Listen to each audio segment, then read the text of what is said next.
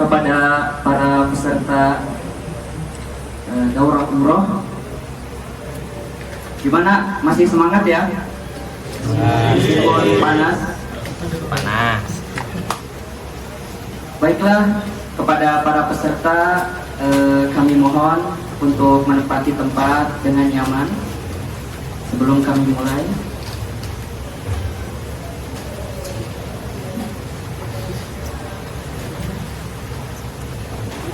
Yang terhormat Owner Berkah Makarim Travel Al-Ustadz Syahrul Munawir LC Diplom. Yang kami hormati CEO Berkah Makarim Travel Al-Ustadz Bagus Fadli LC Diplom. Yang kami hormati pemateri kita pada hari ini Al-Ustadz Fakih Ubaidillah LC, dan juga para peserta yang berbahagia. Law rafa'a ila as-sama' lakana al-qamara munira wa law nazala ila al-ard lakasaha sundusan wa harira wa law mazaja bima'il bahri laja'ala al-milha al-ujaj 'adban furatan salsabila. Bismillahirrahmanirrahim. Assalamualaikum warahmatullahi wabarakatuh. Alhamdulillah. Alhamdulillahilladzi an'ama 'alaina bidinin kulluhu hikamun wa ahkamun wa asrarun wa anwar wa fataha lana baba taubati liyutahhirana min danasid dunubi wal awzar ورضي عن كثير من خلقه فوفقهم لأداء فريضة الحج والعمرة وزيارة المختار. أحمده وأشكره على نعمة الإيمان والإسلام. أشهد أن لا إله إلا الله عظيم التفضل والإنعام. وأشهد أن محمدا رسول الله خاتم الرسل الكرام. اللهم صل على نور الأنوار وسير الأسرار وترياك الأغيار ومفتاح باب اليسار سيدنا محمد المختار وآله الأطهار وأصحابه الأخيار عدد نعم الله وإفضاله. وقال الله تعالى بسم الله الرحمن الرحيم وأتموا الحج والعمرة لله الآية. وقال النبي صلى الله عليه وسلم العمرة إلى العمرة كفارة لما بينهما والحج المبرور ليس جزاء إلا الجنة. Alhamdulillah, kita masih bisa merasakan indahnya ujian dan kuliah. Kita masih bisa merasakan lezatnya full dan tokmiyah. Kita masih bisa merasakan berbelanja di Wikalah dan Ba'alah yang suatu saat nanti tidak akan kita merasakan lagi ketika kembali ke pangkuan mamah dan papa.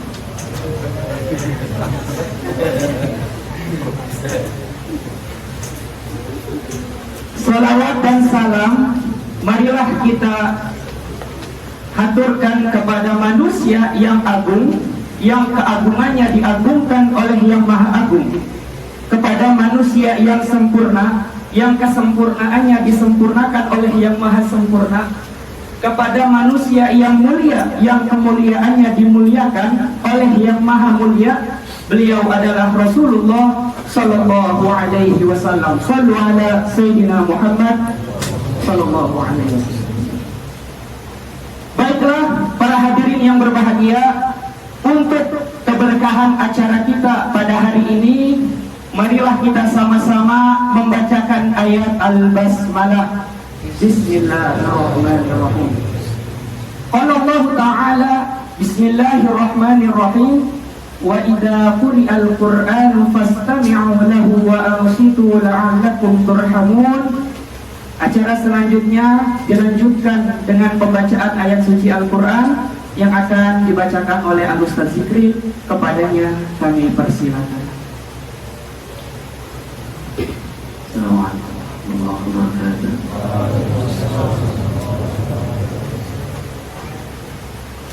أعوذ بالله من الشيطان الرجيم.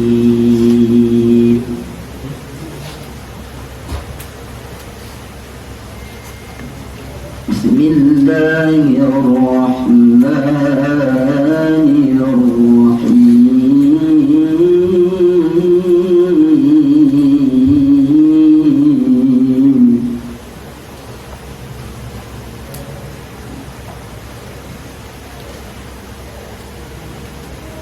وكل إنسان ألزمناه طائره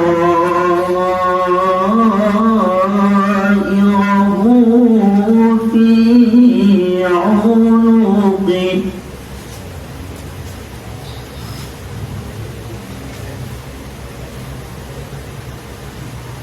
ونخرج له يوم القيامة كتابا يلقاه منشورا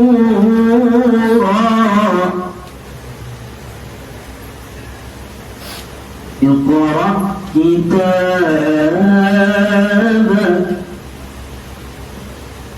اقرأ كتابك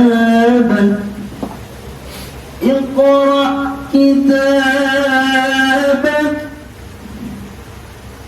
اقرأ كتابك كفى بنفسك اليوم عليك حسيبا.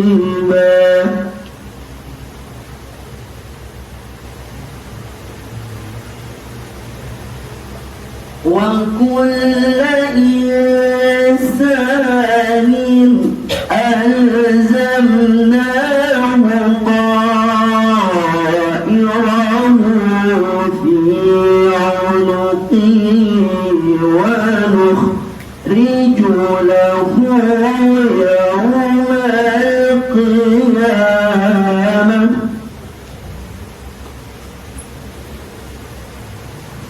ونخرج له يوم القيامة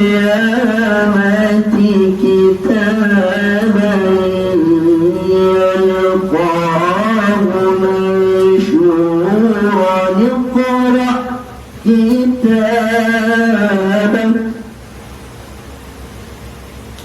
كفى بنفسك اليوم عليك حسيبا. صدق الله العظيم. السلام عليكم ورحمة الله وبركاته.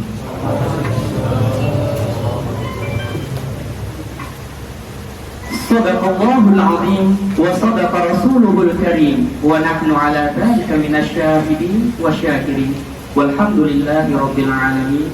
Semoga apa yang telah dibacakan menenangkan hati kita semua dan juga menjadi keberkahan untuk acara kita pada hari ini. Amin amin ya rabbal alamin.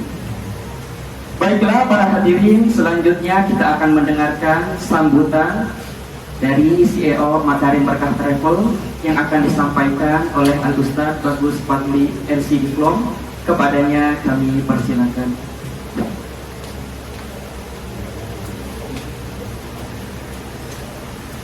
Bismillahirrahmanirrahim. Assalamualaikum warahmatullahi wabarakatuh.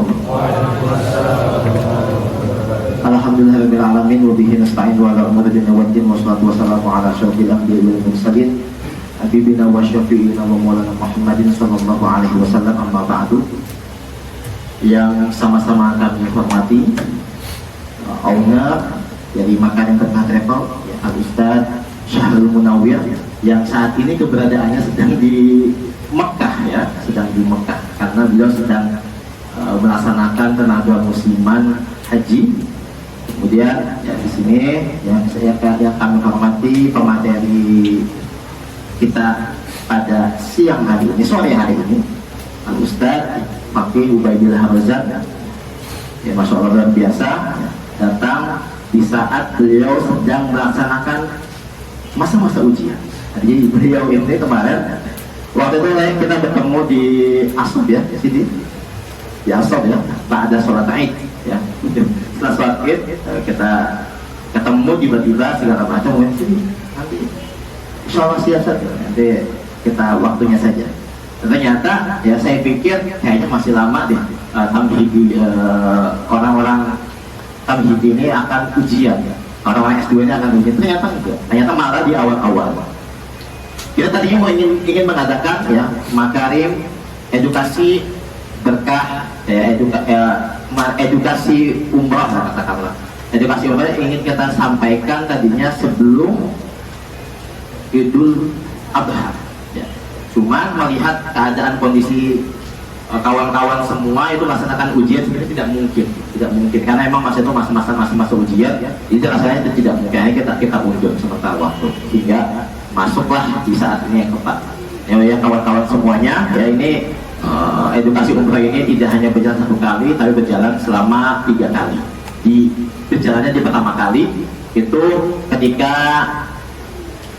bulan Zulhijjah ya, tanggal 10 kalau nggak salah, tanggal 10 Juli atau sebelum tanggal 10 ya mungkin suaya tanggal 8 lah ya, tanggal 8 sebelum tanggal 10 itu diisi sama Ustaz Khalil ya, Ustaz Khalil Rahman ya, orang Minang ya, itu beliau sudah alatul ya, sudah selesai S2 kemudian pulang. Kemudian batch yang kedua ya, kita juga mengundang pemateri kita namanya Ustaz Yusuf Syuhada. Kemudian dan yang ketiga ini ya diisi oleh Ustadz Fakih Ubaidullah. Nah, memang kita mencari orang-orang yang menurut kami ya kapabel untuk ya, membahas tentang terkait masalah edukasi masalah umrah ini. Ya, yang mana dari awal kita sudah konsisten ya. Teman-teman sedikit pengenalan bahwa Makarim Berkah Travel ya adalah travel masisir ya untuk umrah ya, secara bersama-sama. Ya, yang kita gaungkan adalah umrah dengan ilmu, umrah dengan ala kekeluargaan, ya, umrah dengan harmonis gitu, ya, umrah dengan ibadah yang kafah, ya, ibadah yang kafah. Maka ya tidak hanya itu juga, tapi kita berkomitmen untuk memberikan edukasi terkait tentang umrah. Di antaranya adalah edukasi umrah yang kita adakan saat ini di batch 3. Semoga ya acara ini bisa berjalan dengan baik. Ya, semoga harapannya ya ini adalah bentuk khidmah kami kepada mahasiswa. Semoga bisa diambil manfaatnya oleh orang-orang yang banyak. Amin. Ya, dan semoga ini bisa mengisi kekosongan di masa-masa liburan. Ya, ini mumpung masih liburan, masih hangat-hangat. Saya berharap ya kawan-kawan habit yang sudah dibangun ketika masa ujian. Biasanya satu hari baca Al-Quran itu 20 halaman, 30 halaman, bahkan ada yang gila-gilaan satu hari satu Al-Quran. Ya kan? Nah ini tiba-tiba setelah ujian dirusak oleh habit yang buruk. Saya nggak mau pegang Al-Quran lagi. Saya sudah you and me and gitu kan. Saya nggak mau lagi pegang Al-Quran lagi. Akhirnya dirusak habitnya itu dengan jalan-jalan, nonton Netflix seharian, kemudian malah dengan yang lain. Justru malah sebaliknya, kawan-kawan yang ingin memiliki habit membaca, habit ngaji, habit hal-hal baik yang berkaitan tentang kemahasiswaan, itu aji mumpung yang pada imtihan. Bukan sebaliknya, bukan dihancurkan oleh jalan-jalan. Sayang sekali. Biasanya kan setelah ujian kan kok kayak ada yang kosong ya. Setelah saya ujian kok kayak ada yang kurang gitu. Nah itu sebenarnya habitnya masih ada di dalam diri kawan-kawan semua. Hanya saja ya habitnya itu hancur setelah seminggu atau sebulan dialokasikan ke hal-hal yang tidak seharusnya belajar gitu, seperti itu. Jadi justru malah habitnya itu ya alokasikan ya baca buku-buku tipis ya. Kalau seandainya Al-Quran dirasa sudah penat gitu ya sudah ambillah majalah Al-Azhar misalnya, bacalah pelan-pelan sebulan satu buku insya Allah, atau 2 bulan satu buku insya Allah. Itu latihan karena kita membaca itu ya latihannya butuh bertahun-tahun, butuh lama ya. Jadi nggak langsung instan orang tuh bisa suka baca sekaligus dan bisa memahami apa isi.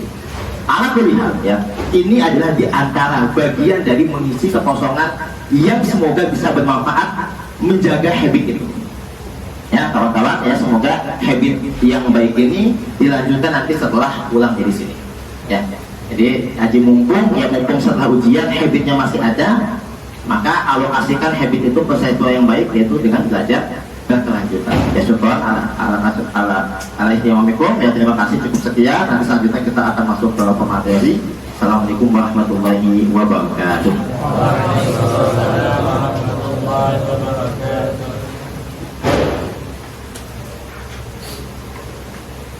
Kami ucapkan terima kasih kepada Al-Ustaz Bagus Fadli MC Diplom yang telah menyampaikan sambutannya. Baiklah, kawan-kawan semuanya, mengenai tentang edukasi umroh, ya, haji dan umroh salah satu impian bagi setiap muslim dan muslimah, ya kan? Mereka ingin beribadah langsung di depan Ka'bah atau berziarah ke makam Nabi Shallallahu Alaihi Wasallam. Tetapi teman-teman dan kawan-kawan semuanya, semua ibadah yang telah disyariatkan oleh Allah itu juga harus dengan ilmunya. Karena innallaha la yu'badu bil jahli. Karena Gusti Allah tidak disembah dengan kebodohan. Itulah mengapa Gusti Allah mengirim setiap masanya seorang Rasul yang akan mengajarkan syariatnya agar beribadah dengan baik dan benar. Maka hari ini kita akan mendengarkan edukasi umroh langsung dari pakarnya. Maka sebelum memulai, izinkan saya untuk membacakan CV beliau.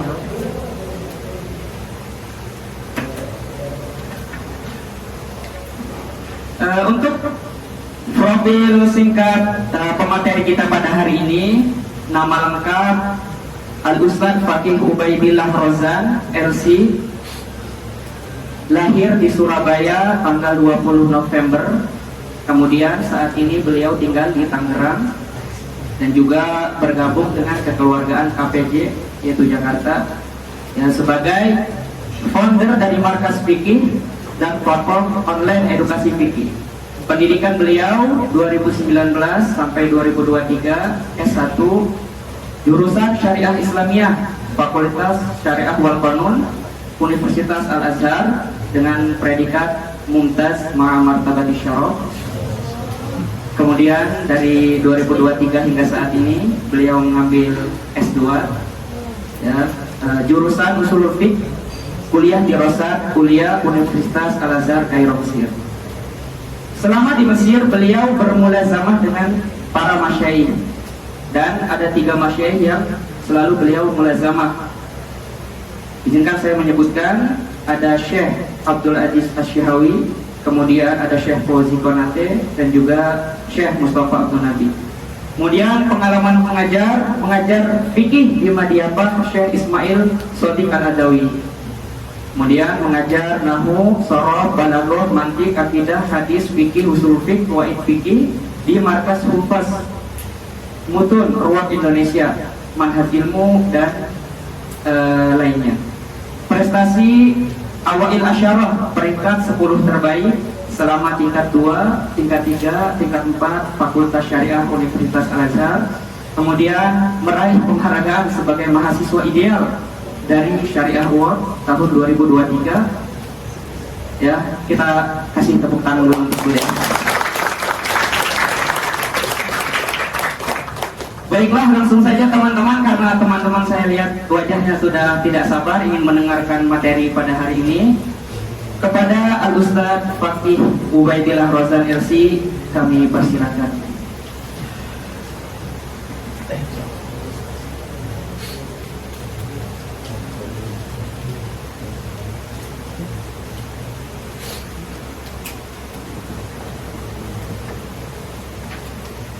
Bismillahirrahmanirrahim. Assalamualaikum warahmatullahi wabarakatuh. Waalaikumsalam warahmatullahi wabarakatuh. Alhamdulillah, hamdan wa ni'mah wa kafiran mazidah. Allahumma shalli salatan kamilah wa sallim salaman tamman ala sayyidina Muhammadin la yuhaddu bihi al-uqad wa tanqali bihi al-furaq wa tuqaddir wa tunalu bihi al-raghaib wa husnul khawatim wa istasqal ghamamu bi wajhil karim wa ala alihi wa sahbihi kullu lamhatin wa nafasin adada kulli ma'lumin. Allahumma aftah alaina futuh al-arifin al-hikmatik wansur alaina rahmatak wa lakirna ma nasina ya dzal jalali wal ikram. Amma ba'd. Saya berdiri saja. Baik, silakan. Sebelum kita masuk. Ya, alhamdulillahirrahmanirrahim. Mula-mula saya ucapkan terima kasih dahulu kepada Ustaz Bagus Abdi yang telah mengundang saya dalam acara yang berkah pada sore hari ini. Acara yang diadakan oleh Makarim Travel ya. Makarim Travel dengan tajuk edukasi umroh. Ya, tema yang akan saya angkat pada sore hari ini, kita insya Allah langsung masuk saja, adalah berkaitan dengan edukasi umroh dari sudut pandang fikih. Sehingga tema yang seperti teman-teman lihat itu adalah judulnya fikih umroh. Nah, sebagian teman-teman mungkin ada yang tidak terlihat banget, atau sebagian teman-teman di belakang banin yang minus misalkan. Nah, materi ini ada PDF-nya, sudah di-share oleh Ustaz Bagus di grup, bisa diakses di grup. Hanya saja mohon maaf, materi ini khusus untuk acara pada sore hari ini saja. Karena kebetulan ini bukan materi milik saya, tapi ini materi milik Markas Fikih. Sehingga sebenarnya ini bukan materi umum, hanya ditampilkan di layar saja. Tapi supaya teman-teman mungkin mudah untuk mendapatkan, maka khusus untuk kemudian sore hari ini saja teman-teman bisa akses. Filenya sudah di-share di grup. Tapi nanti selesai dari kajian selesai, mohon maaf nanti filenya akan dihapus. Jadi kalau yang mau mencatat silahkan mencatat. Ala kullin hal. Baik. Fikih umrah. Dalam masalah umrah ini dan juga haji dan umrah, guru kita semua Syekh Abdul Aziz Asy-Syahawi hafizahullah taala sering menyampaikan bahwasanya al-hajj dan al-umrah punya karakteristik di mana keduanya dinamakan sebagai wazifatul umri. Apa namanya? Wazifatul umri artinya wazifatun marratan wahidatan fil umri. Tugas sekali seumur hidup. Karena haji dan umrah la yajibani illa marratan wahidah. Tidak wajib kecuali cuma sekali seumur hidup saja dalam hidup kita. Sehingga teman-teman yang semangat ingin berangkat umrah, khususnya banin-banin, saya sudah melihat calon-calon wajah mutawifin dan mutawifat. Saya dengar mutawifat juga bisa. Iya. Yang banat juga bisa jadi mutawifat. Ini bisa jadi mutawifin yang banin atau jadi ashab akan dorong. Kalau banat mutawifat saja atau pemandu ziarah. Kita bisa panggilnya atlet. Oh, atlet ya. Tamam. Haji dan umrah ini, sekalipun banyak teman-teman yang melihat sekarang, sekalipun itu hukum yang nanti akan kita sampaikan, bekerja sebagai mutawif itu bagus, boleh-boleh saja. Bahkan dalam kitab fikih disampaikan bekerja sebagai mutawif itu pekerjaan yang baik dan mulia sekali. Karena dengan bekerja sebagai mutawif kita bisa beribadah dan juga bisa mendapatkan ujrah. Dan apa yang kemudian baik lebih dari itu, kita menggabungkan antara pekerjaan dengan ibadah. Tentunya dengan memperbaiki niat sedari awal, itu perlu yang dicatat. Nah, berkaitan dengan masalah haji dan umrah ini, di masa sekarang, Maulana Syekh Syahawi seringkali menyampaikan, di samping haji dan umrah itu kewajiban sekali seumur hidup, hanya saja sayangnya banyak orang-orang yang dia berangkat haji umrah, akan tapi dia khilwan an ahkamnya. Dia tidak mengetahui hukum-hukum fikih haji umrah, sehingga kemudian muncullah praktik yang keliru, atau bahkan fatwa yang keliru. Kalau praktik yang keliru, ini biasanya datang dari sekedar pelaksanaan haji atau umrah. Tapi fatwa yang keliru biasanya datang dari siapa? Yaitu dari pemandu haji atau umrah, a.k.a. yaitu mutawif, yang banyaknya juga dari teman-teman mahasiswa. Sehingga nggak heran ketika kita mendapatkan, saya sering kali ketika mengisi haji umrah, ada 1, 2, 3 orang yang mengecek, Ustaz, saya dengar dari mutawif saya hukumnya ini begini. Yang saya ketika mendengar itu, pendapat siapa ini? Ada Ustaz katanya pendapatnya. Pendapat siapa? Katanya ada yang berpendapat seperti itu. Contohnya Ustaz Bagus misalkan, ada yang mengatakan bahwasanya tawaf wada itu cukup 1 kali putaran saja. Padahal at-tawafu la yakunu tawafan illa bi an yakuna 17 tawaf. Tawaf tidak dinamakan sebagai tawaf kecuali harus 7 putaran. Bagaimana bisa tawaf wada hanya 1 kali putaran saja? Ada lagi saya pernah mendengar, ini belum masuk yang kasus Al-Kahfi itu ya. Saya tidak bicara ke sana, karena sana sudah terlalu parah sekali. Ada lagi yang menyampaikan, misalkan Ustaz, saya ini baru umroh, kemudian saya diajak membimbing untuk naik ke suatu jabal di daerah Mekah. Begitu di jabal itu, kami mendengar suara azan dan juga suara imam Masjidil Haram terdengar. Akhirnya pemandu umrohnya mengajak kita untuk sholat jamaah bermakmum kepada imam yang di masjid, padahal kami di jabal. Saya tanya kok bisa seperti itu, alasannya apa? Katanya yang penting kan suara imam terdengar Ustaz. Nah, ini muncul bukan dari sekedar pelaksana orang haji umroh, tapi pemandunya. Sehingga banyak sekali kemudian praktik-praktik yang salah. Yang disayangkan ini akhirnya kemudian yang terjerumus kepada kesalahan bukan hanya pelaksana tapi pemandu. Ini calon-calon pemandu dalam nama lain mubawwib. Saya harapkan teman-teman mahasiswa sebelum berangkat haji umroh ini cuma kewajiban 1 kali seumur hidup. Kita kalau sudah melaksanakan umroh 1 kali, maka yang kedua, ketiga, keempat itu bukan lagi umroh wajib namanya. Karena umroh hanya diwajibkan 1 kali. Karena penting diketahui umroh dalam mazhab Syafi'i hukumnya wajib, bukan sunnah. Sunnah itu qaul qadim, tapi kalau jadi kita umroh itu hukumnya wajib. Sama seperti haji. Tapi la yajibani illa maratan wahidah. Karena cuma sekali 1 umur hidup, wadhifatul umri fala taf'alhu illa an takuna ala ilmin bihi. Maka jangan lakukan kecuali kita sudah punya ilmunya. Jangan begitu selesai umroh baru kemudian kok perasaan apa yang sudah saya lakukan ada yang salah. Salah karena dia yang salah atau ternyata mufawwidnya yang salah. Bisa jadi sekali. Makanya kemudian kalau ingin berangkat haji umroh, belajar dahulu, dan belajar haji umroh itu sangat singkat sekali. Untuk umroh saya biasa mengisi umrohnya dalam materi 2 pertemuan. Pertemuan pertama fikih umrohnya, pertemuan kedua tentang dan umrohnya. Karena banyak yang bertanya juga berkaitan dengan dan. Masalah potong kuku, rambut rontok, terutama teman-teman yang perempuan lupa pakai parfum, yang laki-laki pakai celana misalkan dan segala macam. Banyak yang terlupa atau tidak tahu, kemudian baru ada yasa'uhu madhabun wahid. Artinya haji itu tidak cukup hanya sekedar madhab. Artinya apa? Teman-teman nanti akan mendapatkan dalam praktek haji, demikian juga umroh, ada kalanya kita tidak bisa untuk beriltizam hanya dengan mazhab Syafi'i. Kita butuh untuk keluar dari mazhab Syafi'i. Tapi penting untuk diketahui, kalau orang ingin pindah dari satu mazhab ke mazhab yang lain, itu yang dikenal dengan istilah intikal mazhab, itu ada syaratnya. Syarat yang paling utama adalah al-ilmu. Dia harus punya ilmu berkaitan dengan mazhab tersebut. Nah, pada dasarnya kita seorang muslim tidak diwajibkan bagi kita untuk bermazhab. Dasarnya bagi kita seorang muslim wajib untuk mengikuti hukum Allah berdasarkan wahyu yang ada, yaitu Al-Quran dan juga Sunnah. Hanya saja tidak semua kita mampu untuk memahami Al-Quran dan Sunnah secara langsung. Dan bukan cuma kita, bahkan sahabat pun sebagian ada yang tidak paham maksud dari ayat ini apa. Contohnya Sayyidina Umar bin Khattab radhiyallahu anhu dalam memahami sebagian ayat dari Al-Quran, dia merujuk kepada Ibnu Abbas radhiyallahu anhu yang menunjukkan bahwasanya memang wajar ketika kita tidak bisa memahami Al-Quran atau As-Sunnah secara langsung, karena sahabat pun juga dahulu ada yang seperti itu, baik secara jumlatan maupun secara tafsilan. Sehingga kita dalam hidup ini, dalam mengikuti Al-Quran dan As-Sunnah, orang ada 2 macam. Ada yang dikenal dengan mujtahid dan ada orang yang dikenal dengan muqallid. Wala thalitha lahuma. Tidak ada kesempatan. Hanya mujtahid atau muqallid saja. Mujtahid adalah orang yang memiliki kapabilitas untuk bisa memahami Al-Quran dan As-Sunnah secara langsung. Di masa sekarang hampir tidak ada. Sedikit sekali. Wa in kana mawjudan rubbama ma'dudun bil asabi'. Mungkin hanya terhitung dengan 1, 2, 3 jari siapa yang sekarang dianggap sebagai mujtahid di masa sekarang. Di masa dahulu banyak. Di masa sekarang karena lemahnya keilmuan sehingga sedikit sekali. Tapi di masa dahulu banyak. Dan mujtahid dan muqallid ini fakta yang bukan hanya ada di masa sekarang saja, tapi ada dari sejak masa sahabat. Karena tidak semua sahabat mujtahid. Ada sahabat yang mereka awam. Mereka tidak tahu hukum, kalau ingin mengetahui hukum tidak langsung ke sunnah dan juga Al-Quran, tapi bertanya kepada sahabat yang lain. Bisa dilihat dalam kitab Ilal Ibnu Madini rahimahullah, beliau menyampaikan ada sejumlah sahabat yang mereka mujtahid untuk sahabat yang lain. Disebutkan oleh beliau sekitar 7 orang.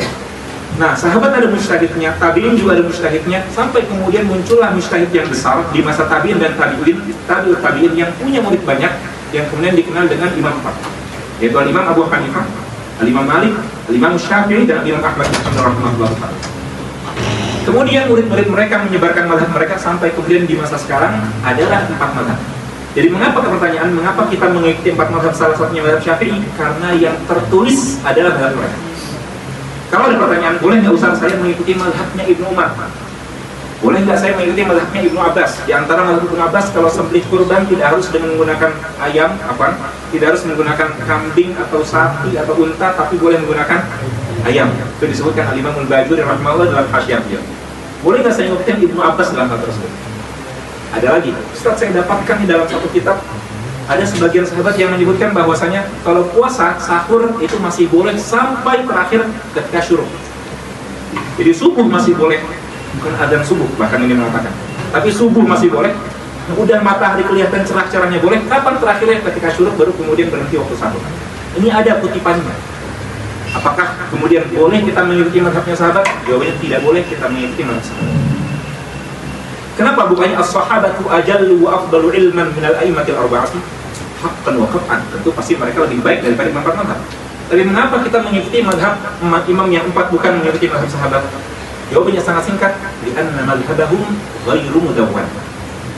Karena mazhab mereka tidak ada tertulis. Ada yang bisa mendatangkan ke saya fikih Abu Bakar As-Siddiq. Dari mulai kitabul ibadat tahar sampai kemudian jinayah, nggak ada. Fikih Sayyidina Umar, nggak ada. Fikih Sayyidina Utsman, nggak ada. Fikih Sayyidina Abu Hurairah misalnya, nggak ada juga. Tapi kalau fikih Imam Abu Hanifah rahimahullah ada dari awal sampai akhir. Makanya alasan mengapa kita hanya memiliki 4 madhab itu alasannya dikarenakan li'anna madhabahu mudawwan. Walau kana madhabus sahabati mudawwanatan lakana tibaruhum aula. Kalaulah madhab sahabat tertulis maka lebih baik kita mengikuti mereka. Sayangnya tidak tertulis. Sehingga kita terbatas hanya mengikuti 4 madhab saja.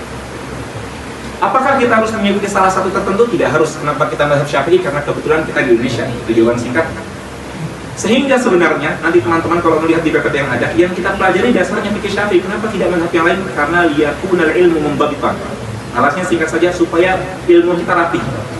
Karena kalau dari awal Ustaz, langsung teman-teman kita belajar fikih langsung fikih 4 madhab seperti fikih muqarran, banyak teman-teman kuliah syariah tingkat 1 yang mengabarkan saya, Ustaz ini saya menghafalkan pendapat di fikih muqarran bagaimana?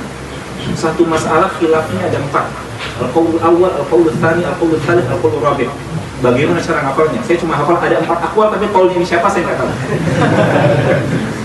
Ini masalah biasanya muncul karena tidak pernah belajar fikih madhab sebelum. Kalau saya alhamdulillah telah juga, saya belajar fikih baru telah. Kalau teman-teman tadi baca profil saya sebenarnya bukan kuliah syariah. Saya sebenarnya daftar ke Mesir itu kuliah usuluddin. Tapi di tahun itu juga ketika saya daftar saya langsung tahun ke kuliah syariah. Begitu saya melihat di usuluddin adalah pelajaran mantik dan falsafah. Karena saya dahulu ala madhabin Nawawi wa Ibnu Salah. Wa Ibnu Salah wa Nawawi harrama wa qala qaumun yanbaghi an yu'lam. Ana kuntu ala madhabihim walakin walhamdulillah kama annani tahawwaltu fil kulliyah tahawwaltu fil manhaj. Ala kulli saya baru belajar fikih di tingkat akhir tingkat 2, bertemu dengan guru yang saya sebutkan yaitu Syekh Syakhawi dan juga Syekh Mustafa. Dan alhamdulillah kemudian saya diberikan kesempatan untuk mulazamah bersama dia. Saya mempelajari fikih Syafi'i, kenapa tidak langsung fikih muqarran 4 madhab saja? Karena begitu, kalau kita belajar langsung fikih muqarran maka pemahaman kita, pengetahuan berantakan. Kalau ditanya orang, Ustaz boleh nggak misalkan saya tawaf, misalkan dalam kondisi masih haid? Pertanyaan perempuan yang saya ditanyakan. Boleh, ada pendapatnya. Pendapat siapa? Nggak tahu. Tapi kalau orang sudah mempelajari fikih, dia akan tahu, oh ini bukan mazhab Syafi'i. Terus mazhab siapa? Dia bisa mengetahui dari kemudian mencari. Tapi kalau teman-teman, ya, kalau misalkan tidak mempelajari fikih dari mazhab, maka ilmu akan mukhtalif, akan tercampur-campur, berantakan. Tapi kalau sudah tahu fikih Syafi'i yang nanti akan disampaikan di sini, teman-teman akan tahu, oh ini fikih Syafi'i. Kalau teman-teman mendengarkan penjelasan lain selain apa yang saya sampaikan, berarti itu bukan mazhab Syafi'i. Kalau bukan mazhab Syafi'i, apa yang boleh diikuti? Tergantung. Boleh mengikuti mazhab, syarat utamanya 2, yaitu sihhatun naqli, dan yang kedua al-ilmu ala wajhi tafsir. Yang pertama betul-betul mazhab tersebut dinukil secara sahih, dan yang kedua memang diketahui secara rinci. Kalau pendapatnya itu memenuhi 2 syarat ini ringkasan dari syaratnya Ibnu Hajar Al-Haytami, maka suatu pendapat boleh diikuti walaupun di luar 4 mazhab. Oke. Jadi saya ingin memberikan mukaddimah. Kenapa mukaddimah ini saya utarakan sekalipun panjang, tapi ini penting untuk mentaksiskan bahwasanya sebenarnya mengikuti mazhab manapun dari 4 mazhab itu diperbolehkan. Boleh bagi kita intiqal dari satu mazhab ke mazhab yang lain kapanpun yang kita inginkan, sekalipun tidak ada kebutuhan. Artinya misalkan teman-teman sering mendengar kalau kita lagi haji, kita mengikuti mazhab Hanafi dalam masalah batalkan wudu. Karena kalau mazhab Syafi'i, kalau sentuhan laki-laki dan perempuan sengaja tidak sengaja itu batal wudu. Sulit. Maka kita ikut mazhab Hanafi. Nah, sekarang pertanyaan, boleh nggak Ustaz saya taklid mazhab Hanafinya tidak hanya ketika haji umrah, tapi ketika di rumah pun juga begitu? Suami istri repot kalau misalkan suami habis wudu kemudian salam istrinya, batal wudu suaminya.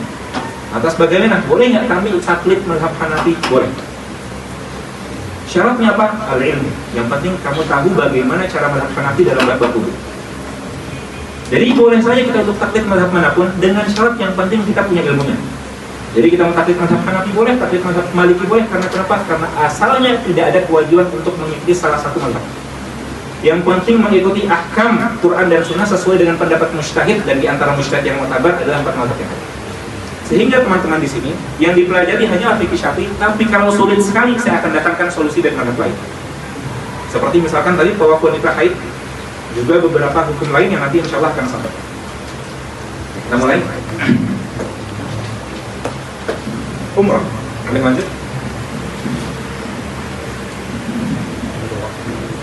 Next. Oke, tata cara ibadah umroh. Umroh dan haji itu sangat berbeda.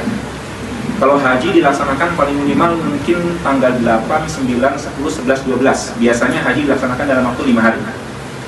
Tapi kalau umroh itu biasanya dilaksanakan cukup dalam waktu 1 hari. Kalau haji 5 hari baru selesai, kalau umroh 1 hari bisa langsung selesai.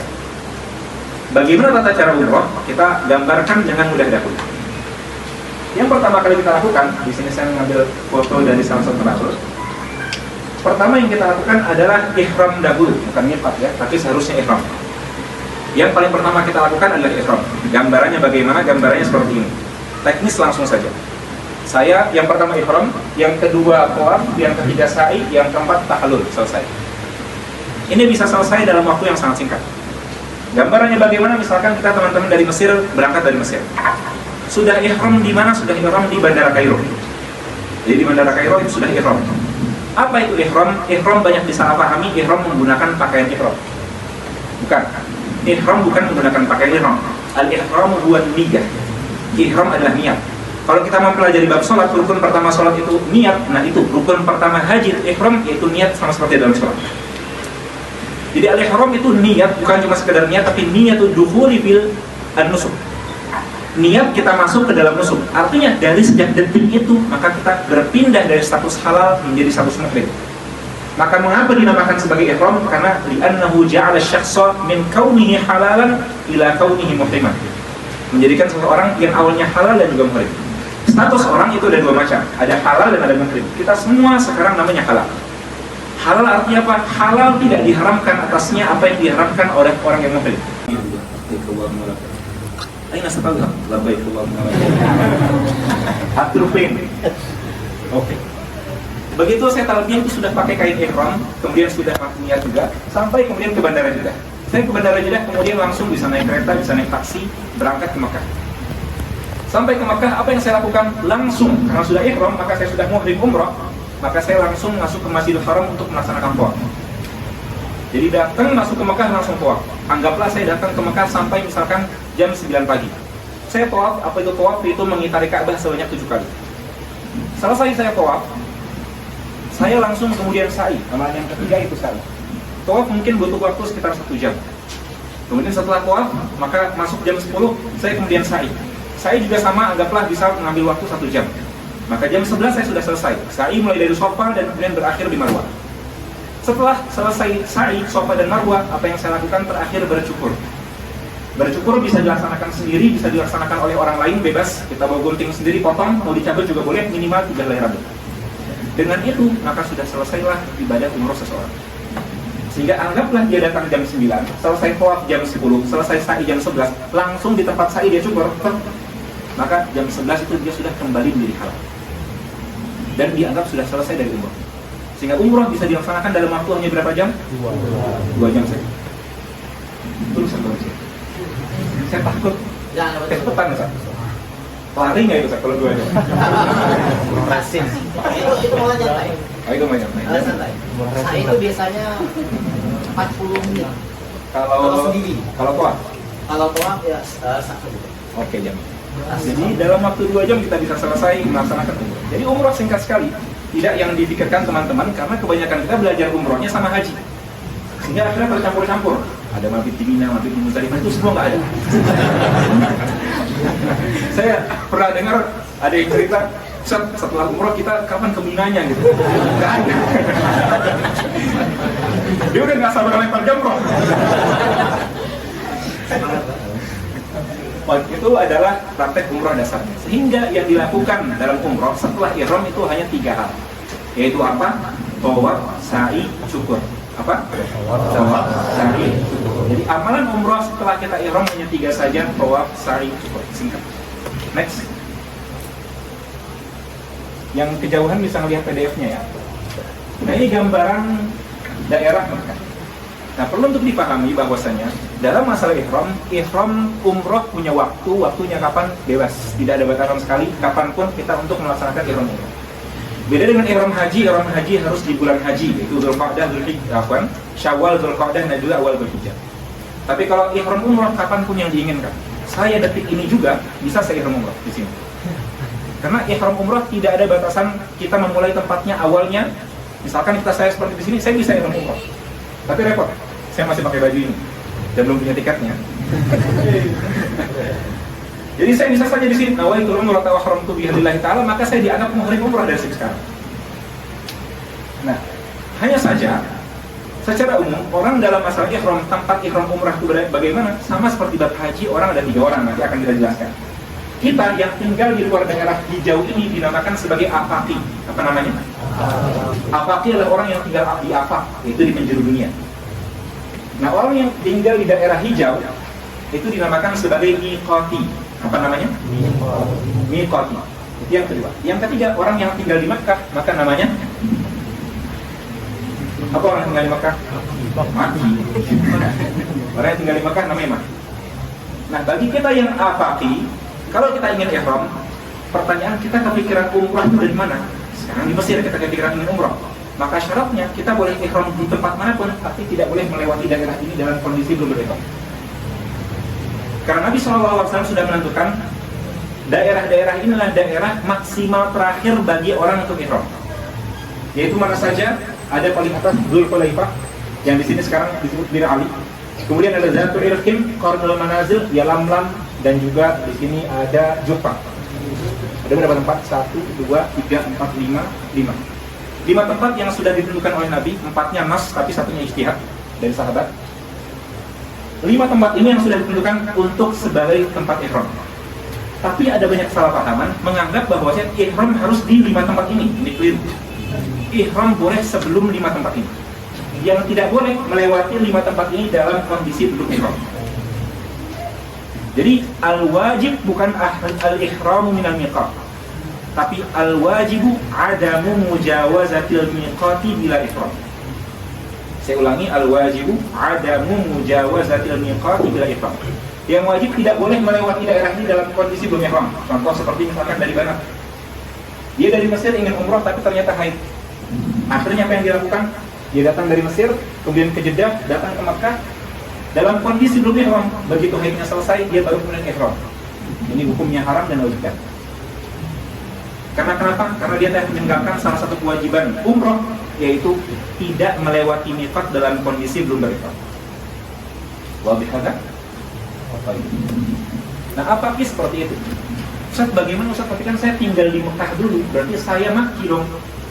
Kalau orang Makki, teman-teman tahu, orang yang tinggalnya di Mekah, maka tempat ihramnya beda, yaitu di Tan'im. Di antaranya di Tan'im. Jawabannya, tempat ihram itu singkat, makanul ihram itu haitsu qasada. Bagaimana bahasanya? Kalau tidak salah. Makanul ihram, misalkan umrah, makan ihramul umrah haitsu qasada al-umrah. Tempat dia ihram umrah di mana dia kepikiran ingin umrah. Sekarang pertanyaan tadi, misalkan ada banyak teman-teman yang dari Mesir mau umrah berangkat ke Mekah, tapi ternyata haid. Akhirnya dia pikir kalau saya ihramnya dari sejak Mesir, maka saya akan menunggu lama di hotel dalam kondisi haid, harus menjaga dari potong kuku dan lain-lain, dia takut terlibat. Akhirnya sudah, nanti saja dia berangkatnya Senin, haidnya baru berhenti misalkan di hari Sabtu. Akhirnya di Sabtu itu di Mekah dia baru kemudian ihram. Pertanyaan saya, dia kepikiran ingin umrah dari sejak di Mesir atau dari sejak di Mekah? Mesir. Maka dari sejak di Mesir dia sudah harus ihram sebelum melewati daerah. Beda halnya kalau misalkan ada seorang akhwat yang datang ke Mekah, tujuannya bukan untuk umrah. Tujuannya ke Mekah, misalkan dia punya keluarganya untuk ziarah keluarganya saja. Benar-benar tidak ada pikiran umrah. Dia datang ke Mekah untuk ziarah, kemudian setelah dia ziarah dia kepikiran, umrah mumpung lagi di Mekah. Nah, saat itu boleh bagi dia untuk ihramnya di Mekah. Karena ini itu di mana? Dekat Mekah, tidak jauh di selatan Mekah. Karena ini selatan atau utara?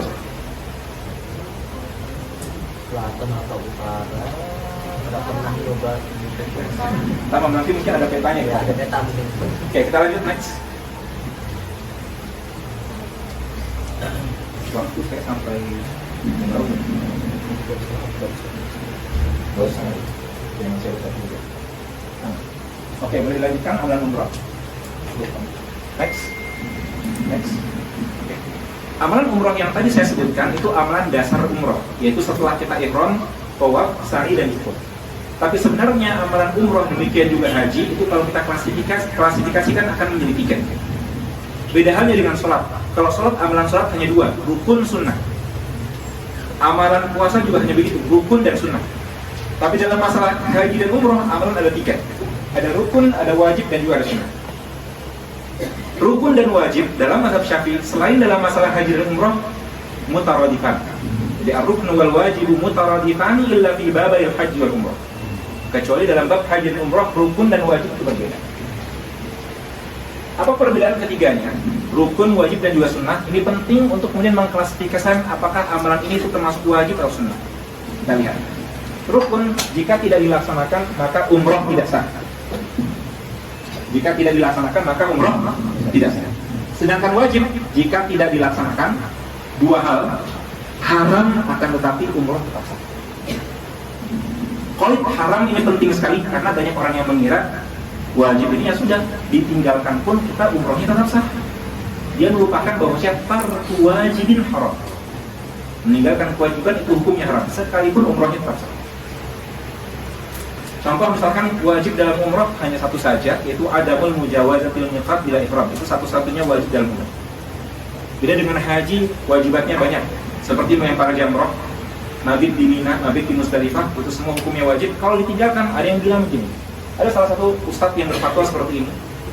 Dia katakan, kenapa jamaah haji itu terbatas? Karena masalahnya tempat tenda di Mina itu terbatas. Akhirnya ustadznya menyampaikan bagaimana kalau kita solusikan begitu saja. Mabit di Mina kan cuma wajib. Pun orang tidak melaksanakan mabit di Mina, maka hukum hajinya sah. Makanya sudah tidak perlu mabit di Mina, sehingga jamaahnya bisa lebih banyak. Antrian Indonesia tidak kemudian panjang sekali jadinya.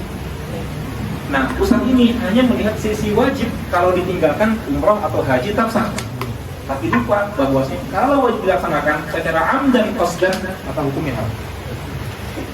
Maka ini penting tarku wajibin yaqtadi amrayni. Al-hurmatu ma'a as-sihah. Hurmah sekalipun masih sah. Yang ketiga sunnah. Kalau sunnah ya jika tidak dilaksanakan jelas umrah tetap sah. Sehingga lihat perbedaannya. Kalau rukun jika tidak dilaksanakan umrah hukumnya apa? Tidak sah. Kalau wajib tetap sah tapi haram. Kalau sunnah tetap sah dan tidak ada keharaman tentu. Itu perbedaan pertama. Perbedaan selanjutnya, rukun harus dilakukan, tidak bisa diganti dengan dam. Dam itu bahasa terjemahan Indonesia kasarnya denda. Sekalipun tidak enak disebutkan denda, tapi saya tidak melihat padanan yang lain yang lebih cocok. Denda dalam artian kalau kita melaksanakan A, maka kita terjatuh dam. Wajib kalau tidak dilaksanakan bisa diganti dengan dam. Tapi apakah wajib yang diganti dengan dam berarti menghilangkan keharamannya? Tidak, keharaman tetap ada. Jadi teman-teman misalkan ada banyak misalkan yang menyampaikan, udah Ustaz saya capek kalau misalkan ihramnya harus di Mesir, akhirnya saya lama menunggu di hotel dalam kondisi haid. Udah saya bayar dam aja, damnya berapa? Bayar sembeli 1 ekor kambing, uang saya banyak. Tinggal sembeli, nggak bisa seperti ini. Jadi ada udam la yanfi wujudal itsmi. Adanya sekalipun dia membayarkan dam tidak kemudian menafikan adanya dosa karena itu keharaman baginya. Sunnah kalau tidak dilaksanakan ya jelas tidak ada damnya, nggak apa-apa. Ini perbedaan di antara ketiganya. Rukun, wajib, sunnah apa saja? Rukun, wajib, sunnah. Boleh next? Lanjut. Rukun umrah hanya ada 5 saja, yaitu ihram dalam kurung niat, tawaf, sa'i, bercukur, dan terakhir tartib. Nomor 5 adalah tartib. Tartib karena bukan rukun yang sifatnya amali, tidak saya sebutkan tadi, tapi dia sifatnya maknawi. Dalam artian urutan yang tadi kita laksanakan harus tartib secara ini, mulai dari ihram, kemudian tawaf, sa'i, bercukur. Tartib ini penting sekali karena pernah terjadi kasus begini. Saat saya ada jamaah yang sudah cukur, tapi ternyata setelah dia ingat tawafnya baru 6 putaran. Maka apa hukum cukurnya? Apakah dihitung sebagai cukur umrah atau tidak dihitung? Tidak dihitung. Tambah 1 lagi tawafnya, dan sa'i yang dia laksanakan juga tidak sah. Karena syartus sa'i an yakuna ba'da tawafin sahih. Syaratnya sa'i harus setelah tawaf. Maka kalau tawafnya tidak sah, sa'inya tidak sah, cukurnya tidak sah. Maka konsekuensinya apa? Jamaahnya diminta untuk menambahkan 1 putaran, kemudian sa'i lagi, kemudian cukur lagi, dan bayar dam. Karena sudah potong rambut yang tidak terhitung sebagai cukur, tapi terhitung sebagai izalatus sya'ri yang dia dasari muharram. Wadah? Ya, lanjut. Ihram. Apa itu ihram? Kita baca bersama-sama. Bagi yang nggak kelihatan, lihat PDF-nya aja ya. Ihram adalah niat masuk dalam rangkaian ibadah haji atau umrah, yaitu niatul dukhul fi nusuk. Nomor 2, niat tempatnya di hati, melafalkannya hukumnya sunnah. 3, contoh pelafalan ihram umrah. nawaitul umrata wa ahramtu biha lillahi ta'ala. Boleh ulangi saya? Nawaitul umrata wa ahramtu biha lillahi ta'ala. Paling minimal cukup nawaitul umrata sudah sah, baik di lisan maupun di hati. Tapi yang paling jelas kalau sekarang ya di lisan. Biasanya pasti orang kalau ingin umrah pasti melafadzkan niat. Paling minimal nawaitul umrata, sisanya sunnah. Wa ahramtu biha lillahi ta'ala, dan disunahkan setelahnya mengucapkan labbaik Allahumma bi umratin. Ini hukumnya mazhab kita sunnah, tapi mazhab Imam Abu Hanifah wajib. Bagusnya untuk dilakukan. Boleh diulangi, nawaitul umrata wa ahramtu biha lillahi ta'ala labbaik Allahumma bi umratin. Sejak dia selesai ihram yang barusan lafaznya kita baca, sejak saat itu lisannya tidak berhenti bertalbiyah. Talbiyahnya yang kita ketahui, labbaik Allahumma labbaik, labbaik la syarika lak labbaik, innal hamda wan ni'mata lak wal mulk la syarika lak. Dia bertalbiyah terus seperti itu. Kalau misalkan dari bandara Kairo, di bandara, kemudian di pesawatnya, ketika di Jeddah ya iya. Sampai kapan terus bertalbiyah? Sampai kemudian masuk ke haram. Begitu masuk ke haram, melihat Ka'bah dan ingin memulai tawaf, dan ketika dia mulai tawaf, maka talbiyahnya dia berhentikan. Dia berzikir dengan zikir tawaf yang nanti akan kita sebutkan. Oke, nomor 4 penting, ihram bukanlah menggunakan pakaian ihram, rida dan izar. Karena kalau laukana ihramu lubsa malabis ihram, fama baru nisa. Perempuan nggak ada namanya pakaian ihram. Teman-teman yang banyak berangkat umroh pakaiannya seperti ini sah saja, nggak ada masalah. Jadi pakaiannya warna-warni, kerudungnya menggunakan kerudung segi 4, atau kerudungnya pasmina, atau kerudungnya lain-lainnya ya. Saya baru tahu bahwa saya kerudung bermacam-macam setelah menikah. Saya kira dahulu kerudung semuanya sama saja. Ternyata pasmina lebih susah disetrika daripada yang segi 4. Oke. Ihram bukanlah menggunakan pakaian ihram, rida dan izar. Ihram itu apa? Niat. Tapi kalau kita niat ihram, sebelumnya bagi laki-laki harus sudah melepaskan pakaian dan menggunakan rida dan izar. Jadi menggunakan rida dan izar itu min muqtadayatul ihram. Bukan ihramnya, tapi muqtadal ihram. Keharusan atau mujabil ihram. Atau bahasa lainnya kan ya? Ya min lawazimul ihram. Di antara kelaziman ihram adalah menggunakan rida dan izar saja bagi laki-laki. Nomor 5, bagi laki-laki wajib menanggalkan pakaian biasa, kemudian menggantinya dengan hanya rida dan izar sebelum ihram. Apabila tidak dilaksanakan, maka ihram tetap sah. Jadi ada orang misalkan ihramnya pakai pakaian biasa, sah ihramnya sah. Akan tapi dia mendapatkan keharaman karena telah melaksanakan salah satu hal keharaman bagi muhrim, yaitu lubsul muhid, menggunakan pakaian yang melingkari badannya. Hanya saja wajib membayar dam. Adapun perempuan boleh menggunakan pakaian apapun kecuali cadar dan sarung tangan. Jadi yang tidak boleh bagi perempuan hanya cadar dan sarung tangan. Selain itu boleh semua. Bawa tas, bawa apapun bagi perempuan boleh. Selanjutnya nomor 6, setelah ihram seseorang disebut sebagai muhrim lawan kata dari halal. Jadi muhrim itu bukan seperti ucapan Indonesia. Kalau muhrim Indonesia itu apa? Mahram. Muhrim itu mahram. Man harumat nikahuhu atau man haruma nikahuha. Yang haram untuk dinikahi. Itu mahram sebenarnya. Ada muhrim itu sebenarnya definisi apa? Man huwal muhrim? Al-muhrim adalah man ahrama bi hajjin aw umratin. Apa itu muhrim? Man ahrama bi hajjin aw umratin. Orang yang berihram baik dengan haji maupun umrah maka dinamakan sebagai muhrim. Kalau ihramnya haji maka juga dinamakan sebagai hajjun. Kalau dia ihramnya umrah maka juga dinamakan sebagai mu'tamir. Lawan dari kata halal, kita semua halal. Kenapa halal? Karena dihalalkan 12 hal yang diharamkan atas orang muhrim, yang nanti akan kita sebutkan. Next. Status seorang ada 2, muhrim itu orang yang berihram niat haji atau umrah, man ahrama bi hajjin atau umratin. Hukumnya haram atasnya muharramatul ihram yang ada 12. Halal. Orang yang tidak sedang dalam ihram haji atau umrah hukumnya apa? Next. Tidak diharamkan 12 perkara tersebut. Next. Sunnah ihram. Nah, sunnah ihram ada sunnah-sunnah yang kita laksanakan sebelum kita berihram. Apa kesunahannya? Yang pertama mencukur kumis dan merapikan jenggot. Jadi kumisnya dicukur, jenggotnya juga dirapikan. Jangan dihabiskan ya. Nah, sunnah itu i'fa'ul lihyah. Jadi di antara hal-hal yang sangat sayang dari teman-teman di Mesir, itu banyak yang kemudian meninggalkan kesunahan berjenggot. Kesunahan berjenggot itu tadi jelas tadi. Dan banyak masyarakat kita juga yang melakukannya. Nggak berjenggot nggak apa-apa, tapi baik sekali apalagi buat talibul ilmi untuk menjaga jenggot. Mencukur kumis dan juga merapikan jenggot. Yang kedua mencabut bulu ketiak. Yang ketiga menggunting kuku. Ini semua dilaksanakan sebelum ihram. Kalau kita mau ihramnya dari Mesir, maka seperti dilakukan dari rumah misalkan. Atau kalau misalkan dari Madinah, maka dari hotel di Madinah kita lakukan ini. Cukur kumis, rapikan jenggot, mencabut bulu ketiak, menggunting kuku, menggundul bulu kemaluan, mandi sebelum ihram. Jadi kita setelah potong itu semua, kemudian kita mandi, kita kemudian menggunakan ridha dan izar berwarna putih bagi laki-laki. Warna putih itu sunnah. Menggunakan ridha dan izar juga bukan sebuah keharusan. Yang penting sebenarnya menutup aurat. Artinya kalau orang hanya menggunakan izar saja, tidak menggunakan ridha, boleh saja. Tidak ada masalah. Jadi banyak juga kesalahpahaman yang menganggap pakai pakaian ihram itu harus bagi laki-laki. Enggak, yang harus adalah menutup aurat. Adapun menggunakan ridha dan izar, ini hanya sunnah saja. Nanti akan dijelaskan lebih jelasnya. Bagi perempuan disunahkan menggunakan pakaian berwarna putih, ini sunnah saja. Selain itu warna apapun bagi perempuan boleh. Kemudian menggunakan parfum di badan bukan di pakaian, ada khilaf. Ada yang mengatakan di badan saja, ada yang mengatakan boleh di badan dan di pakaian. Kalau ada pertanyaan, Ustaz, tapi bukannya kalau kita setelah ihram kita kan nggak boleh menggunakan parfum? Kok ini sebelum ihram kita pakai parfum dahulu? Kan kalau sudah ihram parfum wanginya masih ada nggak? Masih ada, harusnya nggak boleh. Tapi jawabannya boleh.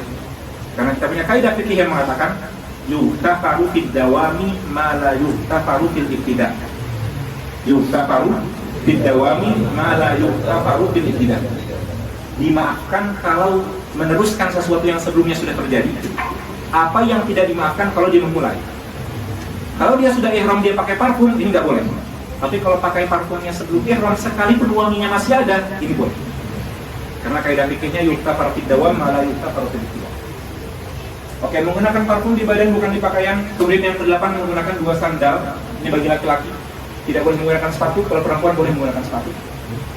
9 2 rakaat sebelum ihram, membaca Al-Kafirun dan Al-Ikhlas. Kapan melaksanakan 2 rakaat ini? Benar-benar sebelum. Jadi kalau dia ihramnya ingin di bandara, maka ya sholat 2 rakaatnya di bandara. Kalau dia ingin ihramnya di hotel Madinah, maka ya di Madinah. Kalau ingin di Bir Ali, maka ya di Bir Ali. Sebelum dia ihram, dia sholat 2 rakaat dahulu kemudian ihram. Bagaimana kalau lupa? Ihram kelupaan belum sholat sunnah 2 rakaat. Pertama yang hukumnya sunnah saja, nggak apa-apa kalau ditinggalkan. Yang kedua tidak bisa diqadha. Karena sholat yang dzatu sabab, sedangkan sholat yang diqadha itu hanyalah sholat yang dzatu waktu. Itu beda antara sholat sunnah dzatu sabab dan dzatu waktu di pelajaran tempat. Yang ke-10 melafalkan niat ihram, itu sunnah. Yang ke-11 menghadap kiblat. Nah, ini semua hukumnya sunnah. Nah, penting sekali di bawah disarankan ketika ihram menambahkan kalimat Allahumma mahilli haitsu habastani. Ini bagi teman-teman muqayyid terutama.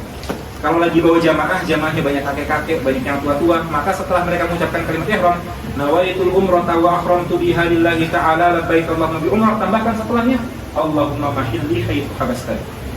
Ya Allah, waktuku halal adalah di mana kamu menahanku. Apa maksudnya ini? Akan ada datang di tempatnya insyaallah. Saya bayannya. Apa? Kayak pertanyaan. Lupa tidak sholat sunnah ihram sebelum ihram, apakah bisa diqadha setelah ihram? Jawabannya tidak bisa. Sholat sunnah ihram merupakan sholat sunnah dzatu sabab, sehingga tidak bisa diqadha. Referensinya dalam kitab Umdatul Abrar. Next. Oke, ini gambaran kalau kita ihram. Mal ini di Tanim ini sepertinya. Tanim betul ya? Di Bir Ali. Oh, di Bir Ali. Di Bir Ali. Kenapa di Bir Ali? Karena Tanim itu bagi orang Makki, ihramnya di Tanim. Sedangkan kita bagi Apaki, maka saya pilih contoh gambarnya Bir Ali. Paling bagus rute bagi teman-teman yang ingin umroh itu jangan langsung dari Mesir, Jeddah langsung ke Mekah. Tapi ambil rute Mesir, Jeddah, Madinah baru Mekah. Kalau rutenya Mesir, Jeddah, Madinah baru Mekah, maka dia bisa ihramnya nanti sekali ketika selesai dari Madinah. Dari Madinah ingin berangkat ke Mekah baru dia ihram di sana, tidak ada masalah. Ihramnya di mana? Di sini di Bir Ali. Nama asalnya Dzulhulaifah. Dzulhulaifah atau Bir Ali sekarang adalah masjid. Nah, nanti kita bisa sholat sunnah 2 rakaat dulu. Kemudian setelah sholat sunnah 2 rakaat, kemudian kita melaksanakan ihram bersama-sama seperti di foto ini. Ini sudah pakai pakaian ihram. Next. Tawaf. Oke, ini rukun yang kedua. Setelah kita sampai Mekah, kita sudah ihram, kita datang ke Mekah, ke Masjidil Haram, kita melaksanakan tawaf. Apa itu tawaf? Tawaf dilaksanakan setelah sampai di Mekah. Bagi orang yang umroh tidak ada tawaful qudum. Tawaful qudum itu hanya bagi orang haji saja. Bagi orang yang hajinya haji ifrad atau hajinya haji qiran. Bagi dia ada tawaful qudum atau bagi orang yang halal. Orang yang datang ke Mekah disunahkan bagi untuk tawaful qudum. Jadi tawaful qudum itu yakhtassu bihajin mufridin atau muqrinin atau halalin, atau orang yang halal. Selain itu yaitu bagi orang yang umroh, maka orang umroh langsung masuk melaksanakan tawafnya. Tawaf umroh namanya tawaf apa? Tawaful umroh. Tawaful umroh hukumnya rukun bukan sunnah, sedangkan tawaful qudum hukumnya sunnah. Kenapa dia melaksanakan tawaf rukun tidak melaksanakan tawaf qudum? Karena tawaf rukun itu rukun hukumnya fardu, sedangkan tawaf sunnah itu hukumnya sunnah, dan al fardu tentunya afdalu minan nafli, maka tidak kemudian dikedepankan yang sunnah daripada yang fardu. Oke, tawaf dilaksanakan setelah sampai di Mekah. Tawaf adalah memutari Ka'bah sebanyak 7 kali putaran dengan posisi Ka'bah di bagian kiri. Jadi Ka'bah di bagian sini, kemudian kita memutari sebanyak 7 kali. Insya Allah tidak akan salah, karena kalau salah arah kalian akan lawan arus. Oke, kemudian orang yang tawaf dimulai dengan Hajar Aswad. Jadi nanti sudah ada Hajar Aswad dan ada garisnya. Betul, bagus, ada garisnya di bawah. Ya, ada garisnya di bawah. Nah, kita start sebelum garis itu. Jangan ketika lewat dari garis. Karena kalau lewat dari garis maka nggak dihitung. Harus sebelum garisnya dahulu baru kemudian mulai. Oke, dimulai dengan Hajar Aswad. Sunnah menghadap istiqbal ke Hajar Aswad dahulu, kemudian ini bisa dilewati. Setelah selesai tawaf disunahkan 2 rakaat setelahnya. Jadi setelah tawaf kita disunahkan untuk melaksanakan 2 rakaat yang dinamakan sebagai sholat sunnah tawaf. Sholat sunnah ini harus dilaksanakan di mana? Di Masjidil Haram. Sebentar. Ya, tidak. Sholat sunnah tawaf ini tidak harus dilaksanakan di Masjidil Haram. Perlu dirujuk lagi. Sholat sunnah tawaf tidak harus dilaksanakan. Ya, sholat sunnah tawaf tidak harus dilaksanakan di Masjidil Haram, tapi bisa di Haram. Tidak harus di masjid. Karena ibadah yang harus dilaksanakan di masjid hanya 2. Siapa yang tahu? Ibadah yang harus dilaksanakan di masjid hanya 2. Apa saja? I'tikaf sama? Ada 3 apa lagi, Chef? I'tikaf, tahiyatul masjid, yang ketiga? Ya? Tarif Zonantu anna husna. 2 atau 3? Siapa yang hadir? Saya akut nafis Ikut? Berapa ikut? 3? Apalagi satunya? Nah, sholat Jumat nggak harus masjid. Banyak salah pahaman sholat Jumat itu tidak harus masjid. Tawaf? Ah, betul. Ahsan, barakallahu fiik. Jadi ibadah yang harus dilaksanakan di masjid hanya 3, yaitu i'tikaf, tahiyatul masjid, dan tawaf. Jazakallahu khairan. Adapun sholat Jumat boleh dilaksanakan di masjid, boleh dilaksanakan di luar masjid. Sholat Jumat bukan harus di masjid, tapi harus di kota. Jadi syarat sihhati sholatul Jum'ah iqamatuha fil balad, bukan di masjid. Makanya kalau sholat Jumat di kapal nggak sah, karena kapal bukan balad. Oke, terlalu jauh. Oke, sholat sunnah 2 rakaat setelahnya bagusnya di daerah yang kemudian sudah ditentukan. Selanjutnya nomor 3, bagi orang yang umroh hanya ada 1 tawaf, yaitu tawaf rukun. Tawaf ini sering disebut tawaf rukun atau tawaf umroh. Tidak ada tawaful qudum. Nomor 4, tawaf disyaratkan dalam kondisi suci dari hadas dan najis. Nah, ini penting. Artinya tawaf harus dalam kondisi suci dari hadas dan najis. Nggak boleh hadas besar, baik haid maupun junub. Juga nggak boleh hadas kecil, belum wudu. Maka harus dalam kondisi dia misalkan sudah nggak ada hadas besar dan sudah wudu, harus sudah punya wudu. Maka tadi saya tanyakan soal bagus, kalau teman-teman jadi mutawif mau berangkat ke haram, pastikan jamaahnya sudah punya wudu dahulu. Karena kalau tidak nanti repot. Dia harus kondisi suci dari hadas dan najis. Selain tawaf, amalan ibadah haji umrah yang lainnya boleh dilaksanakan baik dalam kondisi suci atau tidak. Tadi kita dapatkan amalan umroh totalnya ihram, tawaf, sa'i, dan syukur. Yang harus dalam kondisi suci hanya tawaf. Ihram boleh dalam kondisi tidak suci, sa'i juga boleh, dan juga syukur juga boleh. Akhir artinya teman-teman yang banyak ihram dalam kondisi haid, apakah sah? Sah, nggak ada masalah. Jadi sah saja ihram dalam kondisi haid. Yang tidak sah tawaf. Sa'i sah dilaksanakan dalam kondisi haid. Jadi ada perempuan setelah dia selesai tawaf, tiba-tiba kemudian dia keluar darah haid. Ingin melaksanakan sa'i, apakah bisa? Boleh-boleh saja, jadi kemudian sah. Cuman repotnya keluar dari tempat sa'i. Kalau keluar dari tempat sa'i, kita dari keluar tempat sa'i keluarnya kemana? Masih dalam masjid. Sedangkan perempuan haid tidak boleh ada dalam masjid. Maka maka nanti solusinya adalah bisa taklid pendapat Imam Muzani yang membolehkan seorang perempuan haid untuk ada di dalam masjid. Oke, tawaf disyaratkan dalam kondisi suci dari hadas najis. Selain tawaf, amalan ibadah haji umroh yang lainnya boleh dilaksanakan baik dalam kondisi suci atau tidak. Termasuk haji. Dari semua amalan haji yang harus suci hanya tawaf. Maka Nabi SAW menyampaikan kepada Sayyidah Aisyah radhiyallahu anha, "Isna'i ma yasna'ul hajj ghairu alla tatufi bil bait." Lakukan apa yang dilakukan oleh orang berhaji, tapi jangan melaksanakan tawaf saja. Yang lainnya silakan. Mabit di Mina, mabit di Muzdalifah, melempar jamrah, sa'i, itu semuanya boleh dilaksanakan dalam kondisi. Terakhir kelima, tawaf umrah tidak punya waktu tertentu. Dalam setiap waktu bisa dilaksanakan tawaf usai berihram umrah sebelumnya. Penting untuk dipahami, al-ihram la yumkinu ibtaluhu. Al-ihram la yumkinu ibtaluhu. Ihram tidak bisa dibatalkan.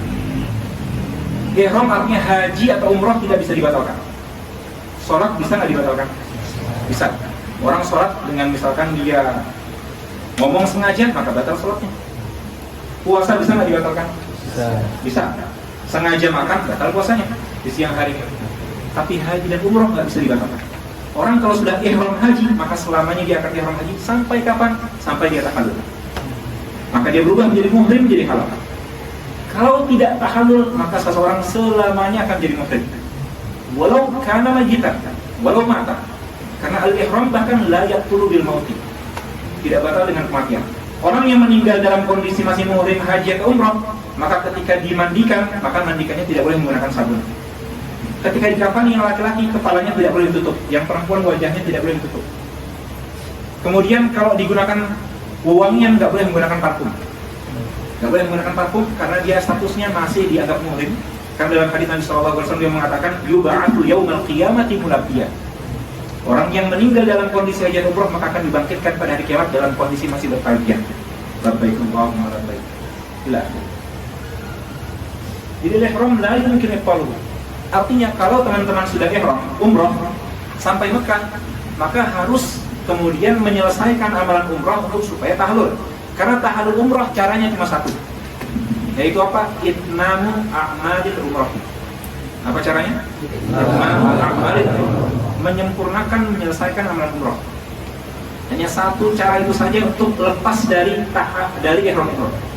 Artinya nggak bisa kalau ada jamaah yang sudah ihram di Madinah misalkan, begitu sampai Mekah kemudian saya capek, saya mau pulang aja.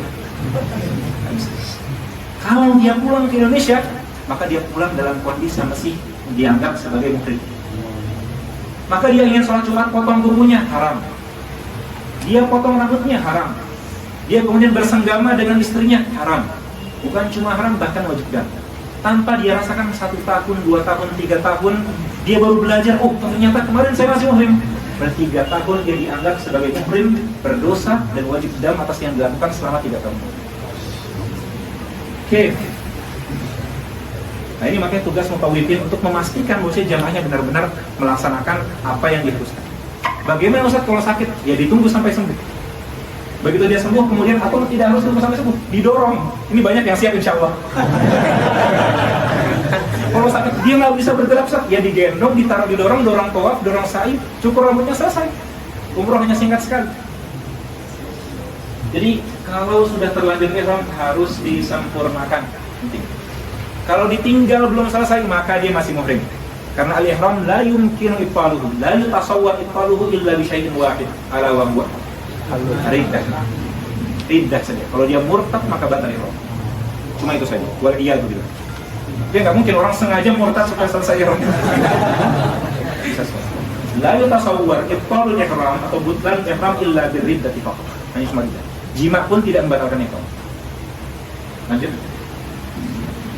Oke, ini gambaran tawaf ya. Jadi tawaf ini Ka'bah. Kemudian kita mengitari seperti ini laki-laki dan ini yang perempuan. Nah, laki-laki disunahkan dalam sejumlah tawaf tertentu untuk kain tinjaknya seperti ini. Bagian tangannya itu disingkat, ini namanya ittiba'.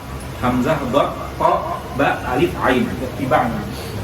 Ini khusus bagi tawaf yang setelahnya ada sa'inya. Tawafun ya'qubuhu sa'yun. Tawaf yang setelahnya ada sa'i, contohnya misalkan tawaf umrah. Tawaf umrah kan setelah tawaf kita sa'i, maka disunahkan untuk ittiba' bagi laki-laki. Tapi tawaf yang tidak ada sa'inya, maka tidak disunnahkan ittiba'. Ittiba' itu dari kapan? Dari mulai putaran pertama sampai putaran terakhir. Sa'i pun tetap ittiba dalam mazhab Syafi'i karena dikiaskan dengan tawaf. Jadi kita tangannya seperti ini, dari mulai tawaf sampai kemudian sa'i sampai selesai tetap seperti ini dalam mazhab Syafi'i. Kalau perempuan bebas menggunakan warna hitam, warna putih, warna hitam kuning, nggak ada masalah. Next. Nah, ketika kita melihat Ka'bah, maka kita dianjurkan pertama kali kita datang untuk membaca doa ini. Boleh baca bersama-sama ulangan saya, Allahumma zid hadzal baita tashrifan wa ta'ziman wa takriman wa mahabatan wa zid man syarrafahu wa karramahu mimman hajjahu aw yatamarahu tashrifan wa takriman wa ta'ziman wa birra. Allahumma amin. Semoga kita semua diberikan kesempatan baca doa ini di depan Ka'bah langsung. Next. Syarat tawaf. Syarat tawaf ini gambaran Ka'bah ya. Syarat tawaf pertama menutup aurat, kedua suci dari hadas kecil dan besar, tiga suci dari najis, keempat posisi Ka'bah di sebelah kiri badan, lima mulai dari Hajar Aswad, enam tepat melewati Hajar Aswad, tujuh kali putaran secara yakin. Ini syarat tawaf bukan cuma sekedar tawaf umrah, tapi semua tawaf syaratnya ini. Yaitu menutup aurat, suci dari hadas, suci dari najis, posisi Ka'bah di sebelah kiri, mulai dari Hajar, tepat melewati Hajar Aswad, 7 kali putaran secara gitu. Tidak tawaf, la yusamma tawafan illa bi sab'ati ashwaq. Tawaf dinamakan tawaf kecuali apabila dia 7 kali putaran. Yang ke-8 di dalam Masjidil Haram, sehingga harus dalam masjid. Yang ke-9 di luar area Ka'bah, Syadzarwan dan Hajar Ismail. Ini gambaran Ka'bah. Ka'bah itu punya 4 sisi. Sisinya dinamakan sebagai rukun masing-masing. Yang ada Hajar Aswad, rukun Hajar Aswad, ini rukun Iraqi, ini rukun Syami, dan ini rukun Yamani. Nah, Ka'bah sebenarnya bangunannya tidak seperti ini.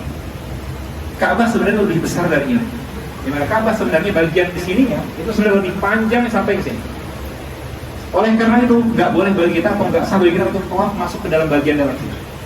Karena kenapa? Sebenarnya ini bagian dalam Ka'bah, sedangkan syarat sah tawaf itu dilaksanakan di luar Ka'bah.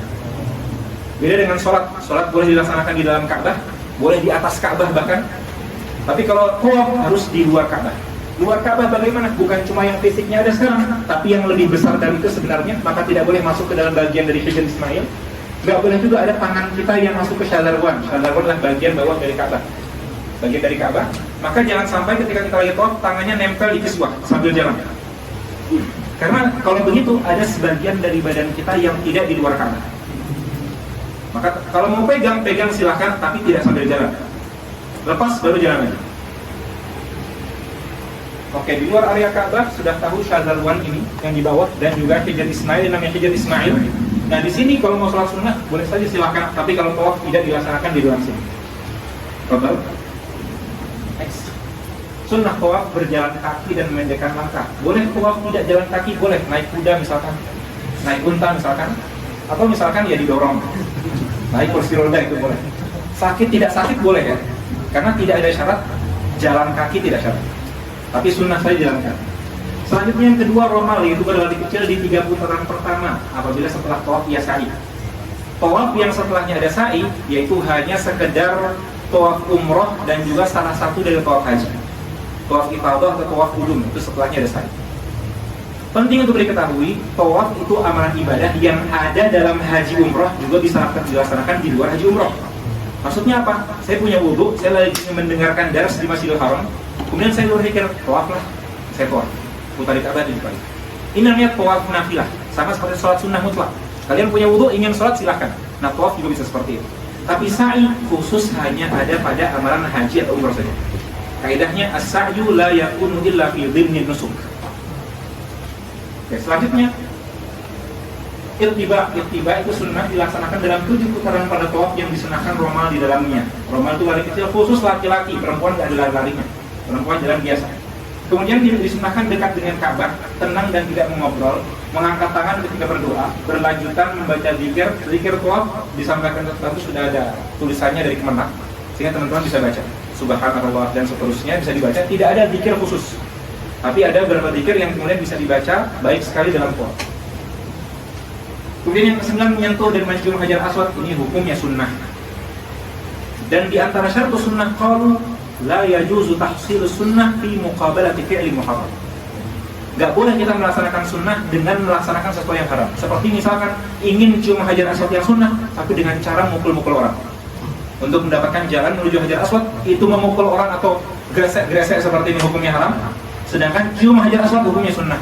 Apakah boleh seperti itu? Nggak boleh. Karena hukumnya la yajuzu tahsilu sunnati fi muqabalati fi'li muharram. Tidak boleh kita mendapatkan sunnah tapi menghasilkan perbuatan yang haram. Maka cium hajar aswad ya kalau rezekinya didapatkan tempatnya santai, lagi tidak banyak desak-desakan sekali, atau kalau dia mau maju itu tidak kemudian menyakiti orang lain, maka silahkan cium hajar aswad. Tapi kalau tidak, cukup isyarat saja. Isyarat bagaimana dengan tangannya seperti ini, ditunjukkan kemudian membaca doanya. Kemudian yang ke-10 disunahkan setelah tawaf salat 2 rakaat setelah tawaf selesai di Masjidil Haram. Dianjurkan untuk dilaksanakan di belakang makam Ibrahim, apabila tidak memungkinkan maka di Kejar Ismail. Next. Sa'i adalah berjalan antara Safa dan Marwah sebanyak 7 kali perjalanan. Ini Safa dan Marwah. Dimulai Safa dan diakhiri dengan Safa. Dari Safa ke Marwah 1, dari Marwah ke Safa 2, 3, 4, 5, 6, 7. Jadi bukan 1. Jadi bukan pulang dan pergi dihitung semuanya itu 1, bukan. Tapi pulang 1, pergi 1 dan pulang pun dihitung sebagai 1 yang lain. Sehingga kita akan mulainya di Safa dan berakhir dengan Marwah. Sa'i adalah berjalan antara Safa dan Marwah sebanyak 7 kali perjalanan. Sa'i dimulai dari Safa dan berakhir di Marwah. Dari Safa ke Marwah dihitung 1 perjalanan, dari Marwah ke Safa juga dihitung 1 perjalanan. Sa'i hanya ada dalam rangkaian ibadah haji atau umroh. Ini kaidah yang tadi saya sebutkan. As-sa'i la yakunu illa fi dhimmin nusuk. Sedangkan at-tawaf qad yakunu fin nusuk wa qad yakunu kharijan nusuk. Terakhir yang kelima, sa'i hanya sah dilaksanakan apabila sebelumnya sudah tawaf, baik tawaf rukun atau tawaf qudum dalam haji. Tapi dalam umroh hanya tawaf rukun saja. Jadi harus tawaf sudah sah baru sa'i. Kalau tawafnya belum sah, seperti ternyata tawafnya baru 5, dia sa'i, maka sa'inya tidak dihitung. Harus sempurnakan tawafnya dan kemudian lanjutkan sa'i, diulang dari awal. Coba. Syarat sa'i setiap bilangan ganjil berjalan dari Safa, setiap bilangan genap berjalan dari Marwah, 7 kali dilaksanakan setelah tawaf. Tidak meniatkan hal lain selain sa'i. Ini syarat sa'i. Sa'i tidak disyaratkan untuk aurat. Berarti boleh orang telanjang sambil sa'i. Secara sah. Tapi ada nggak orang lain yang ada di tempat sa'i? Ada. Kalau ada orang lain, maka wajib bagi kita untuk menutup aurat, bukan karena sa'i, tapi karena nazarnya orang lain. Boleh tidak punya wudu, boleh saja. Dia orang batal wudunya setelah tawaf, dia sa'i, boleh saja. Karena bersuci bukan syarat dalam sa'i. Sunnah-sunnah sa'i naik ke atas Safa dan Marwah setinggi seorang laki-laki, zikir dan doa setiap putaran, berjalan dengan tenang, bergerak cepat, yaitu harwalah bahasanya antara 2 tanda hijau. Jadi nanti di atas ada lampu hijau dari ujung ke ujung. Nah di daerah itu bagi yang laki-laki disunnahkan untuk lari, perempuan tetap jalan biasa, larinya lari kecil. Bagi laki-laki tidak untuk perempuan. Mualah kemudian dalam kondisi suci dari hadas dan najis, mualah antara tawaf dengan sa'i, membaca doa yang maksud ittiba sebagaimana tawaf. Satu hal penting, al-mualatu la tushtarat. Al-mualatu la tushtarat fi tawaf wa sa'i. Tidak harus mualah, itu mualah tidak harus berterusan. Baik antara satu putaran dengan putaran tawaf yang lain. Misalkan, saya hari ini muterin tawaf 3 kali, ternyata setelahnya saya capek.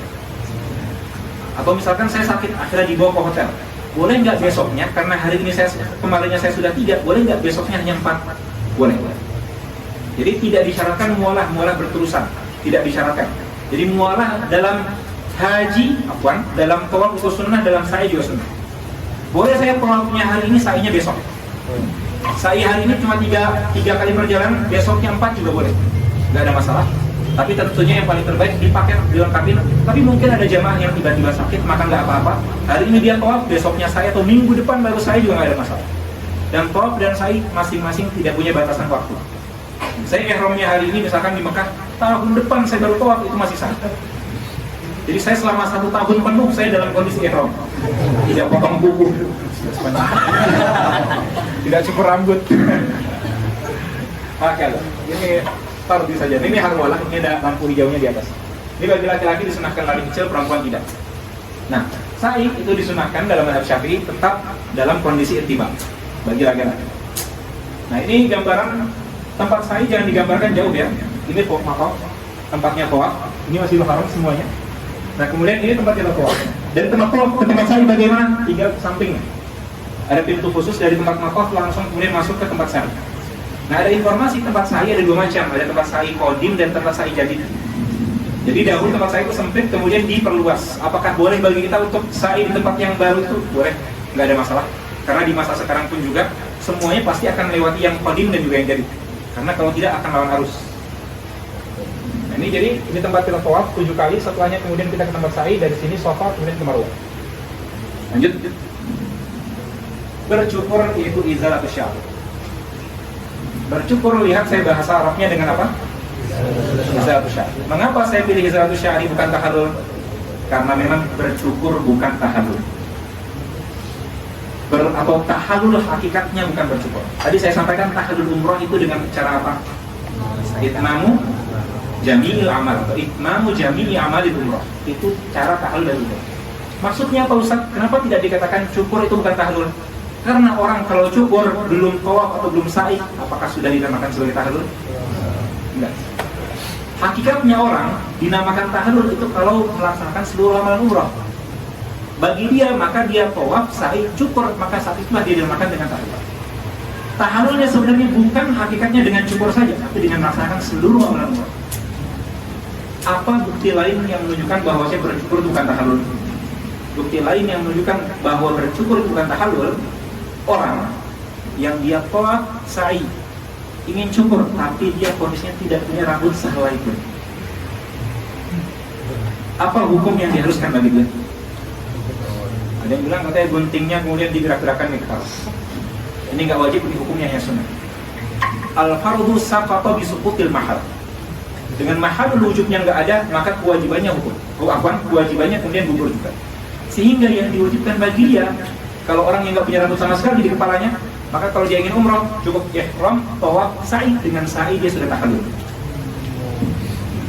Yang menunjukkan berarti bercukur sebenarnya bukanlah tahallul, tapi tahallul dengan melaksanakan seluruh amalan ibadah. Seluruh amalan ibadah umrah bagi yang punya rambut seperti kita semua, maka adalah terakhir cukur. Tapi kalau tidak punya cukur, kalau tidak punya rambut, maka terakhir adalah dengan cara sa'i. Bercukur izalatus sya'ri, bercukur rambut dalam umrah dilaksanakan setelah sa'i pasca tawaf. Bercukur boleh dilaksanakan di mana saja dan kapan saja setelah usai sa'i. Di tempat sa'i boleh Ustaz, boleh, yang penting jangan jatuh mengotori. Jadi tempat sa'i selesai kalian di Marwah langsung potong sendiri. Boleh. Jangan begitu keluar dari tempat sa'i ada orang bawa gunting kemudian minta potong dia. Karena dipotong sedikit bayarnya berapa real itu. Kadang ada yang begitu. Jadi jangan kemudian dengan potong orang lain yang random, tidak. Potong sendiri boleh, kau minta potongkan teman juga boleh. Minimal rambut yang dicukur 3 helai rambut, baik rambut kepala maupun rambut yang menjuntai ke bawah. Perempuan misalkan rambutnya menjuntai panjang sini, dia potong segini saja sudah sah, 3 helai rambut. Tidak harus sampai akar, jadi nggak harus cabut sampai akar. Baik dengan cara digunting, dicabut, dibakar maupun ditarik. Ini saya sebutkan sesuai di kitab fikih begini ada. Cuman kalau diterjemahkan ke bahasa Indonesia jadi unik. Disunahkan bagi laki-laki gundul, sedangkan bagi perempuan dicukur sebagian saja. Itu sunnahnya bagi laki-laki dan juga perempuan. Keempat, bercukur boleh dilaksanakan sendiri atau dengan bantuan orang lain, sekalipun orang lainnya muhrim. Saya setelah sa'i, saya kemudian ketemu Ipul di tempat tawaf. Saya panggil Ipul, tolong potong rambut saya sebentar. Dia lagi tawaf. Ini guntingnya. Boleh nggak? Dia lagi tawaf, masih muhrim. Saya mau tahallul dengan cara cukur rambut. Dia cukurkan saya pada dia masih muhrim. Boleh. Nggak ada masalah. Melihat kepada bagaimana kondisi saya, karena kondisi saya sudah dibolehkan untuk cukur. Maka baik yang mencukur itu halal atau muhrim itu diperbolehkan. Oke, bercukur terakhir, bercukur sebelum waktunya, yaitu setelah sa'i sempurna. Kalau ada orang yang cukur sebelum waktunya, maka mewajibkan dam. Damnya apa? Dam pilihan, yaitu kambing atau beri makan 6 orang miskin untuk puasa 3 hari. Baik sengaja atau tidak, sadar atau terlupa. Next. Catatan, bercukur pada hakikatnya bukan tahallul. Tahallul umrah adalah melaksanakan seluruh amalan umrah, yaitu tawaf, kemudian sa'i, kemudian bercukur. Ya, supaya dibenarkan, karena pemahaman kita kebanyakan apa itu tahallul? Tahallul dia cukur. Padahal bisa jadi orang cukur tapi belum sah untuk cukur. Next. Lanjut. Tartib. Oke, terakhir tartib, seluruh amalan umrah harus dilaksanakan secara tartib. Ihram, tawaf, sa'i, kemudian bercukur. Tidak sah mendahulukan sa'i sebelum tawaf atau bercukur sebelum sa'i sempurna. Next. wajib umroh. Dengan ini kita telah selesai dari rukun umroh. Rukun umroh tadi telah disampaikan, totalnya ada 5, yaitu apa saja? Ihram, tawaf, sa'i, syukur, tartib. Kalau yang dilaksanakan sebenarnya setelah ihram maka hanya 3 saja, yaitu apa saja? Tawaf, sa'i, syukur. Selagi 3 ini dilaksanakan, maka sekalipun yang lain tidak terlaksana, maka ihram, umroh itu hukumnya sudah sah. Selain ini, itu hukumnya hanya sunnah atau wajib. Wajib umroh hanya 1 saja, sekalipun tertulis di sini 2. Ya. Wajib umroh hanya 1 saja, yang paling utama yaitu ihram di miqat. Tapi ihram di miqat pada hakikatnya bukan wajib. Yang wajib tidak melewati miqat dalam kondisi belum berihram. Bahasa Arabnya adamu mujawazatul miqati bila ihram. Sedangkan menjauhi muharramatul ihram ada 12 perkara, nanti akan disebutkan next. Ihram di miqat. Miqat yang dimaksudkan ihram di miqat di sini sebenarnya adalah miqat makani, tempat, bukan miqat zamani. Kalau miqat zamani bukan masuk pembahasan kita. Miqat zamani itu waktu untuk ihram umrah boleh di waktu kapanpun. Sedangkan tempat untuk melaksanakan ihram, tempat ihram umrah berbeda berdasarkan kondisi orang yang ingin berumrah. Ada afaki, miqati, dan marki, sudah dijelaskan next. Penting, ihram sah dilakukan dimanapun. Ihram sah dilakukan dimanapun. Dimanapun dia ihram maka sah. Ihram langsung di Masjidil Haram, sah nggak? Sah.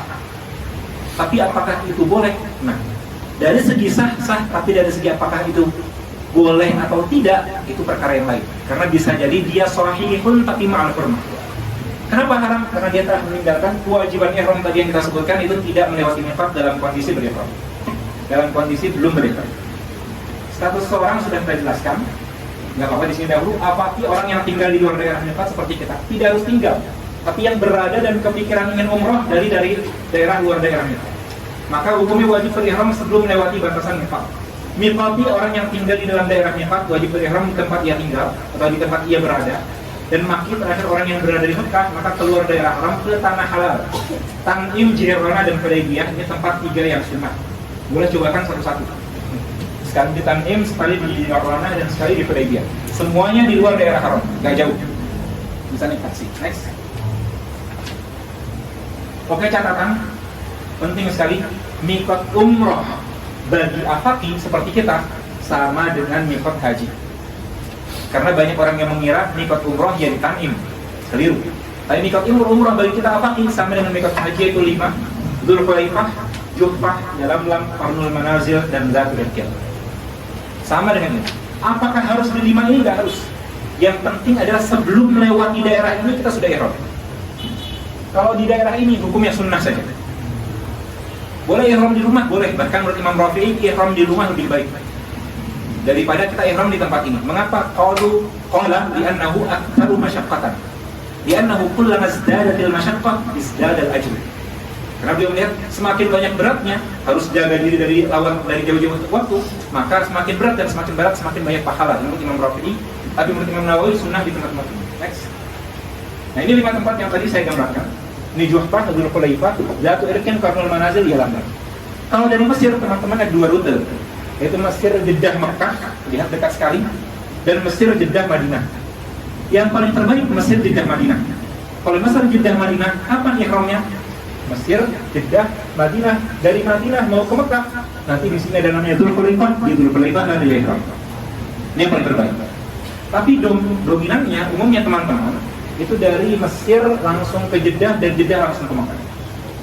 Kalau teman-teman lihat tempat ihram yang telah ditentukan oleh Nabi SAW, semua jaraknya jauh dengan Mekah, tapi Jeddah dekat sekali. Nah, Jeddah ini ulama khilaf di masa modern, apakah Jeddah itu daerah di dalam miqat atau di luar miqat? Karena kalau di dalam miqat kita kan tidak boleh melewati daerah di dalam miqat kecuali dalam kondisi berihram.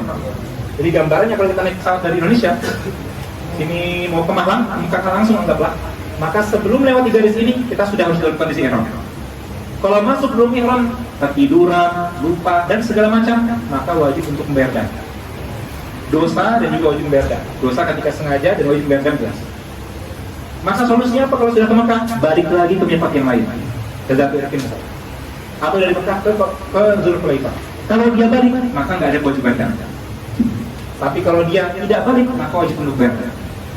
Jadi teman-teman lihat, bayar dam beli kambing misalkan 5 juta. Kalau dari Mekah ke Madinah naik kereta atau naik bis berapa mungkin? Berapa Ustaz bagus dari Mekah? Udah ya. Kalau naik bis ada 115 real. Berapa rupiah ya kan? 400 ribu. 400 ribu. Ya 400 ribu, 10 kali lebih murah daripada bayar dam ya. Jadi begitu teman-teman. Oke, tapi sekarang pertanyaan langsung saja to the point. Boleh nggak kita ihram di Jeddah? Pertama harus ada dua sisi yang dilihat, boleh dan sah. Kalau sah, pertanyaan saya, ihram di Jeddah sah atau tidak? Dimanapun sah. Tapi boleh dong. Ini perkara khilafiyah di antara ulama kontemporer. Fatwa dari Darul Ifta, MUI, Kementerian Agama Indonesia boleh. Sehingga banyak sekali yang boleh ihramnya di Jeddah. Bagi yang ingin mengikuti fatwa ini boleh saja. Ya. Kalau dia ingin mengikuti fatwa tersebut, atau lagi fatwa banyak ulama di masa sekarang juga mengatakan tidak boleh ihram di Jeddah. Sah tapi haram, sehingga wajib untuk membayar. Karena kenapa? Karena Jeddah sudah masuk ke dalam daerah Ifat.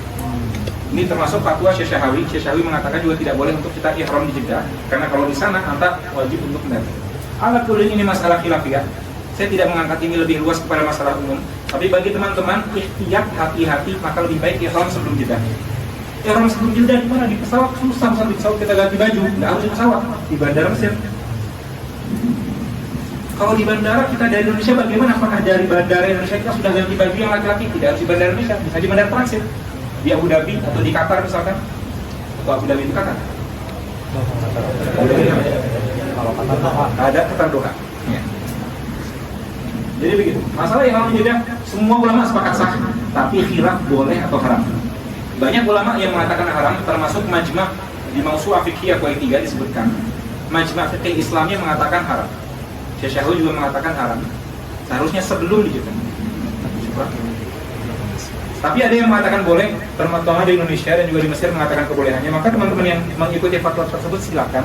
Tapi saran saya karena kalian thalabatul ilmi fal ihtiyatu aula lakum. Lanjut.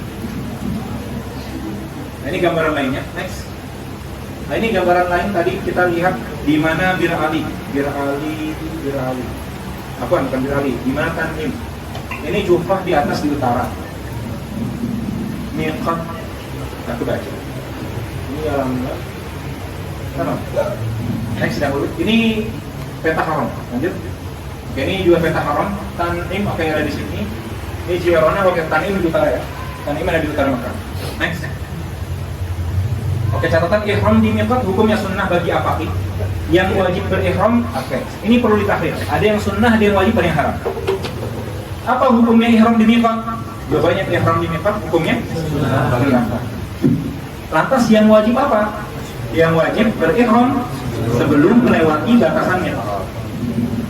Apa yang haram? Yang haram melewati miqat dalam kondisi belum berihram. Bukan cuma haram, tapi haram dan wajib bayar. Bagaimana cara menggugurkan dam tersebut? Pergi ke miqat lain. Seperti misalkan dia datangnya dari Jeddah sudah terlanjur masuk Mekah, maka ke Madinah dahulu, ke Bir Ali misalkan, dia kemudian ke miqat tersebut, maka gugur damnya. Next. Catatan, apaqih tidak boleh langsung masuk ke Mekah dan langsung ihram di Tanim, sekalipun beralasan. Banyak alasan yang seperti ini teman-teman. Saya datang ke Mekah ini tujuannya tidak langsung umroh. Saya dari Mesir ke Jeddah ke Mekah saya ingin tour guide dahulu. Baru nanti di hari keempat, hari kelima saya baru kemudian ihram umroh.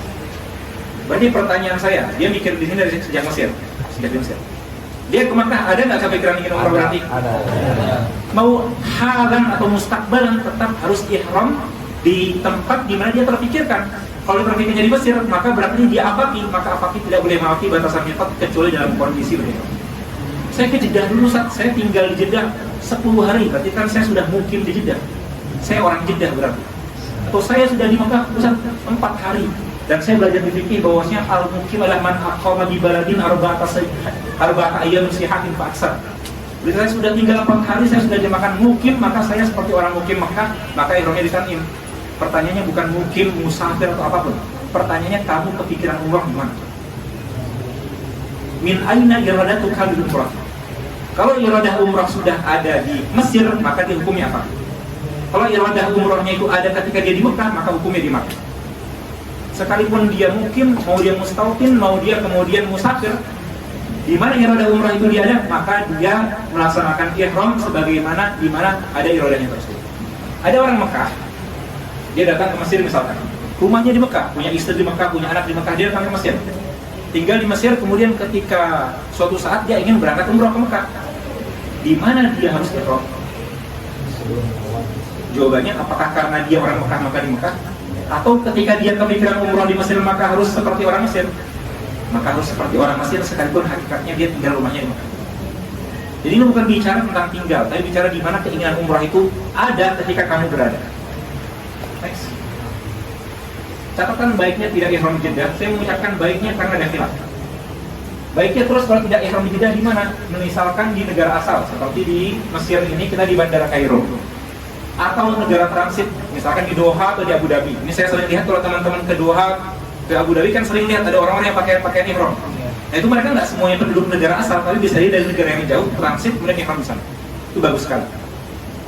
Atau di pesawat sulit, ya itu tidak direkomendasikan. Selanjutnya ihram di Jeddah sah. Hanya saja ulama khilaf tentang apakah boleh atau haram. Bagi mengatakan haram, maka wajib dan. Next. Jadi teman-teman yang sudah pernah umrah dan Ustaz saya dahulu ihramnya Jeddah, berarti apakah saya harus bayar dan? Yang lalu biarkan berlalu. Tapi kalau di masa depan, maka baiknya teman-teman jangan ihram di Jeddah. Ini kalau nasihat dari saya. Selanjutnya pertanyaan tanya, apakah setiap orang yang ingin masuk ke Mekah wajib ihram? Ini pertanyaan yang sering ditanyakan. Jawabannya, menurut mazhab Syafi'i, orang yang wajib ihram hanya orang yang ke Mekah ada pikiran ingin umrah atau haji, baik halam atau mustaqbal. Tapi kalau dia ke Mekah murni pikirannya hanya untuk jadi tour guide, tidak kepikiran akan haji umrah, kepikirannya hanya ingin jadi tukang cukur di Mekah, kepikirannya hanya ingin jadi tukang dorong.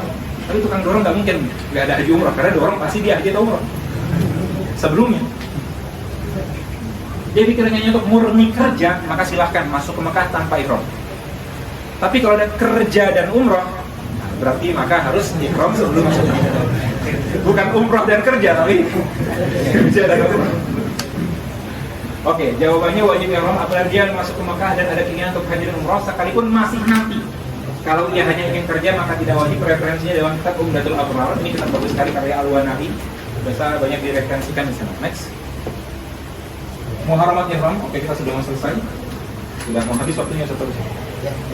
Berapa menit lagi?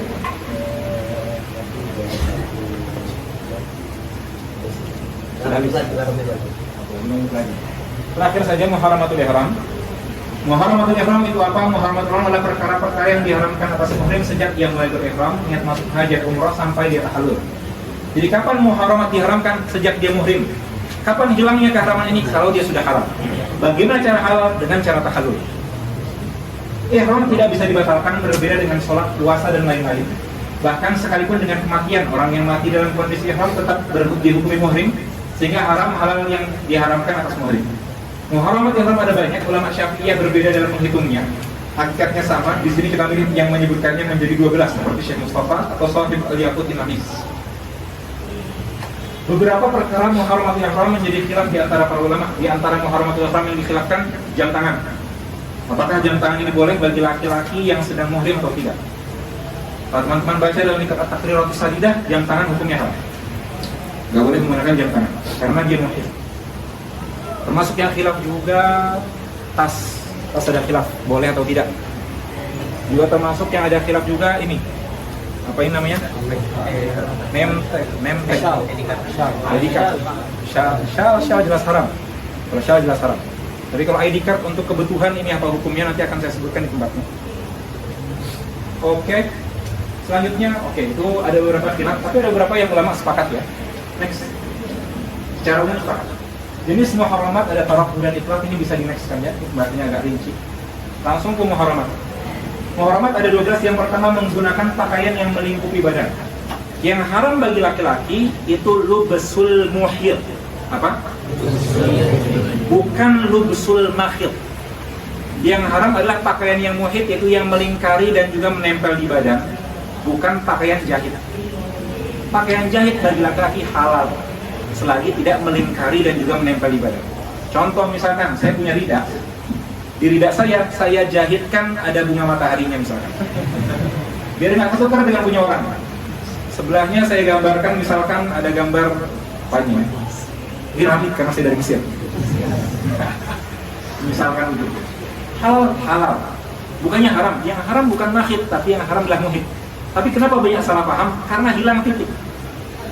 Al-muhid dengan al-mahid bedanya apa? Titik di atas ha atau khom. Dalam sebagian kitab peringkasan fikih Syafi'i, sebenarnya yang haram lubusul muhid, sawaun kana makhitan au mansujan au ma'budan, itu semua diharamkan. Ulama ketika meringkas bukan meringkas muhidnya, tapi meringkas mahidnya, sehingga banyak salah paham. Termasuk di Abi Suja, seingat saya mahid. Tapi ditampil oleh Imam Bajuri di Hasyiah bahwa yang benar bukan mahid tapi muhid. Karena kenapa? Orang laki-laki kalau menggunakan pakaian bajunya terbuat dari besi, bukan dijahit. Baju dari besi, celana dari besi, kemudian pakai sepatu dari besi. Halal atau haram? Haram.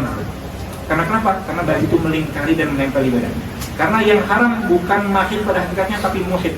Apakah dia dijahit atau tidak? Kalau mau dilihat secara mantik, alaqah antara muhid dan mahid itu al-umum wal-khusus min wajhin. Ya, karena sesuatu yang melingkupi bisa jadi jahitan, bisa jadi bukan jahitan. Dan sesuatu yang dijahit bisa jadi melingkupi, bisa jadi tidak. Apa itu muhid sih? Ini pakaian muhid. Muhid itu babitnya dua. Yastamilu alal badan, melingkari badan, dan yastamsiku bihi, menempel tidak lepas di sini. Saya mau ngapain saja ini tidak akan lepas. Ini juga tidak akan lepas. Ini tidak akan lepas. Kaos kaki tidak akan lepas. Maka ini semua hukumnya haram. Tapi kalau sesuatu seperti ridah kan tidak diikatkan. Ridah hanya digini saja. Maka ini boleh. Maka nggak boleh kalau ridahnya dibuat diikat seperti ridah yang diikat begini. Ini haram. Wajib dam. Atau ridah yang dikancingkan. Maka haram dan wajib dam.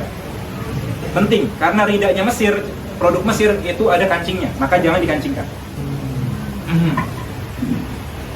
Izar Ustaz, tapi izar kan kita pakai gesper. Nah, kalau izar itu diperbolehkan karena darurat. Karena kalau tidak pakai gesper atau tidak kemudian dikencangkan, berbahaya. Tapi selain ini, maka tidak ada pengecualian. Lantas laki-laki hanya boleh pakai apa? Singkatnya, laki-laki tidak boleh pakai peci. Hanya boleh menggunakan rida dan izar, tidak boleh menggunakan yang lain, tidak boleh menggunakan celana dalam, tidak boleh menggunakan baju kaos dan lainnya. Tidak boleh pakai kaos kaki karena kaos kaki juga muhid.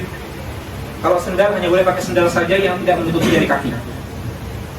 Tidak boleh menggunakan sepatu. Jadi laki-laki sikatnya pakai rida, pakai izar, kemudian pakai sandal. Bagi yang sudah punya cincin seperti saya, maka silahkan dipakai cincinnya. Habis dulu saja.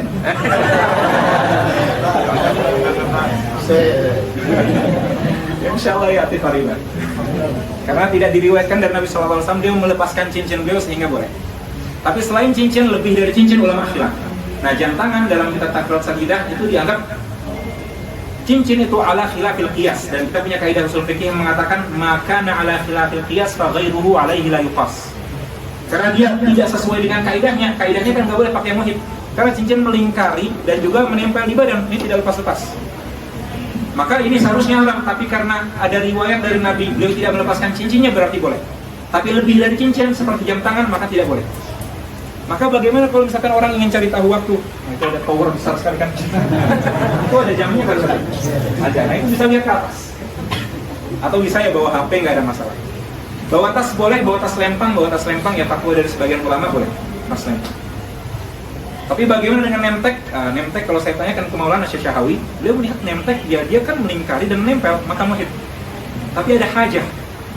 Oke, karena ada hajah maka jazat, tapi tetap wajib adab. Itu fatwa yang dia sampaikan. Loh Ustaz, berarti umroh kita berkurang dong, nggak bagus dong umroh kita kalau ada damnya. Jawabannya, adam itu layak tabil isma dan layak tali nuksan. Belum tentu kalau ada dam berarti dosa. Hubungan antara dosa dan dam bukan talazum. Bisa jadi ada dam tapi baik-baik saja. Nabi SAW hajinya kiran ada damnya. Apakah kemudian haji beliau kurang? Enggak. Jadi adanya dam itu bukan buruk, tidak selalu buruk. Yang buruk kalau dam yang muncul dari dosa. Ini boleh tidak kemudian ada dosa. Sama seperti orang haji, corona pakai masker. Karena penyakit, maka karena ada hajah jazat tapi damnya tetap wajib. Damnya ringan, puasa 3 hari, selesai. Atau selain puasa 3 hari, membayarkan uang sekitar Rp90.000 mungkin ya. Kalau kita sedekahkan di daerah orang, maka selesai. Maka kalau saran saya, ya kalau misalkan ada yang teman-teman jadi mukawin, termasuk bagian biaya yang diberikan oleh jamaah ketika mereka menggunakan nemtek adalah biaya dam untuk penggunaan nemtek itu cuma sekitar mungkin 90.000 saja, nggak besar. Dan itu boleh yang nggak haram, karena ada hajat. Oke, pakaian yang melingkupi adalah melingkupi badan serta bisa bertahan dengan sendiri. Babnya tadi dua, yashtamilu alal badan wa yastamsik. Oke, yang panjang saya langsung saja. Seperti yang haram celana, gamis, baju, peci, kaos kaki, sarung tangan dan sepatu. Boleh bagi laki-laki menggunakan rida, yaitu kain atas sekalipun ada jahitannya, izar kain bawah, sendal yang tidak menutupi seluruh jari kaki dan tumit. Boleh menggunakan ikat pinggang karena darurat, cincin. Boleh juga menggunakan kacamata dan juga boleh menggunakan tas selempang. Semua ini bagi laki-laki, bagi perempuan silahkan terserah pakai apapun. Yang tidak boleh hanya menggunakan cadar dan sarung tangan. Kedua, menutupi sebagian atau seluruh kepala bagi laki-laki dengan benda yang dihitung sebagai penutup kepala seperti topi dan peci. Topi dan peci itu hukumnya haram. Bagaimana menggunakan payung? Lagi umroh pakai payung? Boleh, karena payung tidak nempel di kepala. Ada payung modern. Dia muter berdiri dan kemudian ada di kepala lagi. Ini hukumnya apa? Haram. Karena ini muhid. Dan sesuatu yang muhid maka diharamkan. Perempuan silahkan pakai apapun. Pakai topi sombrero, pakai apapun silahkan. Yang sesuai adat Pak ya. Menutup sebagian atau seluruh kepala bagi laki-laki dengan benda yang dihitung sebagai penutup kepala seperti topi, peci, boleh menggunakan payung dan berteduh. Next. Oke, boleh nggak bagi laki-laki untuk tidur menggunakan selimut dalam kondisi dia muhrim? Boleh. Karena selimut sekalipun melingkari badan, tapi kalau kalian berdiri, lepas nggak selimutnya? Yang tidak boleh menggunakan sleeping bag. Baik, paham ya? 3, menutup wajah bagi perempuan seperti niqab, burku, boleh apabila penutup tidak menyentuhi wajah. 4, menutup telapak tangan bagi perempuan dengan sarung tangan. Selain sarung tangan boleh, misalkan bajunya, lengannya itu memanjang begini tidak ada masalah. Tapi kalau sarung tangan haram.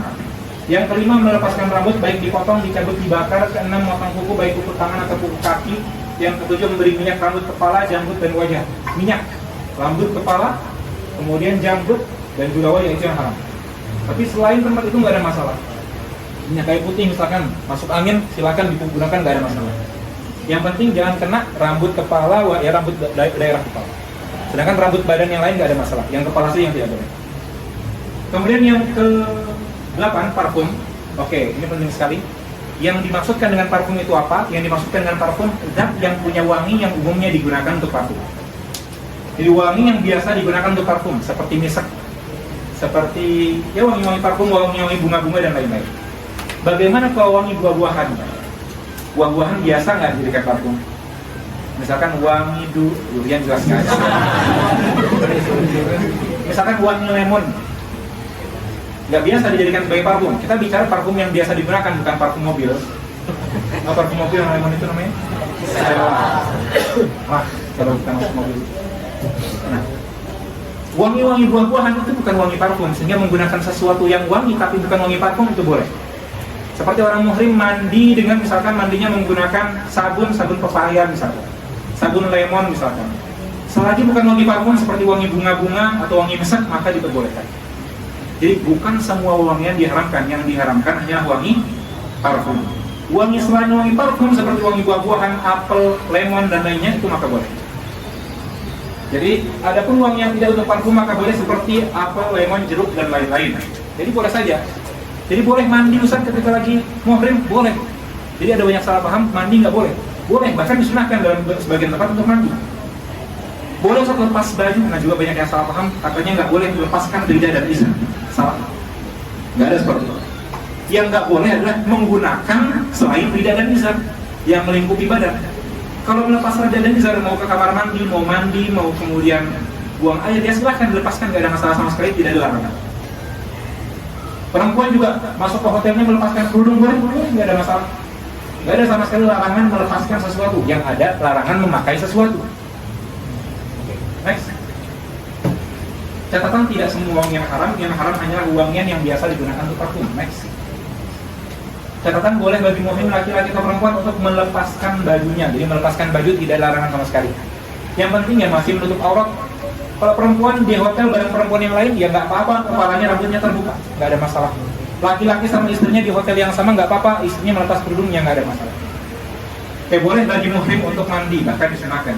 Next. Lanjutan, jima dan segala sentuhan suami istri dengan syahwat seperti pelukan, ciuman, adapun sentuhan tanpa syahwat maka tidak diharamkan. Ini diharamkan juga, sentuhan dengan syahwat. Akad nikah haram. Yang 11, berburu hewan darat liar yang halal dimakan. seperti kijang, burung merpati, burung uskur, bebek, dan ayam liar, ini haram. Bagi muhrim yang terakhir merusak pohon dan rumput karena haram, ini juga haram. Next. Tahlul ihram, oke, telah saya sebutkan ihram tidak bisa dibatalkan dan cara tahlul ihram adalah melaksanakan seluruh amalan umroh. Next. Lanjutan tahlul, next. Catatan, oke, ini next. Hukum seputar wanita haid dalam manasik, next.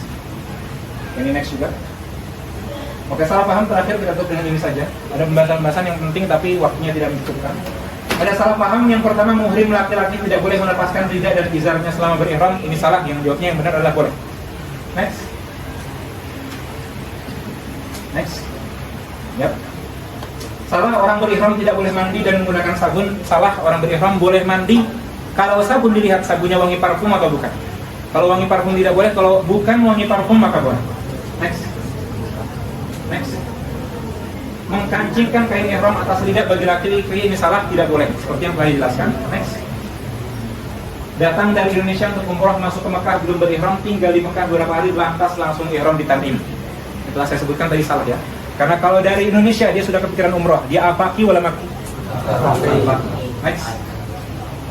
Tidak sengaja rambut terlepas, maka tidak wajib dam karena tidak sengaja. Ada perempuan habis mandi ternyata dilihat rambutnya banyak rontok. Wajib untuk bayar dam atau tidak? Wajib, sengaja maupun tidak sengaja. Next. Bolehkah muhrim mencukur rambut orang lain? Jawabannya boleh. Next. Selagi orang lain tersebut sudah waktunya untuk cukur. Oke, next. Ini terus saja. Terus lagi, dan kita lewati terus. Ya, terus sampai saya. Oke, ini saja terakhir, mundur sedikit dan ini kita tutup. Oke, kita ringkas dari apa yang telah kita bahas tadi. Catatan penting sebelum umroh. Tolong tenang sebentar. Apa yang sebagusnya? Yang pertama, wanita haid, yaitu yang masuk ke Makkah untuk ibadah manasik, tidak boleh masuk ke Makkah dalam kondisi belum ihram. Harus ihram dahulu. Ihram tetap sah walaupun haid, kemudian menunggu.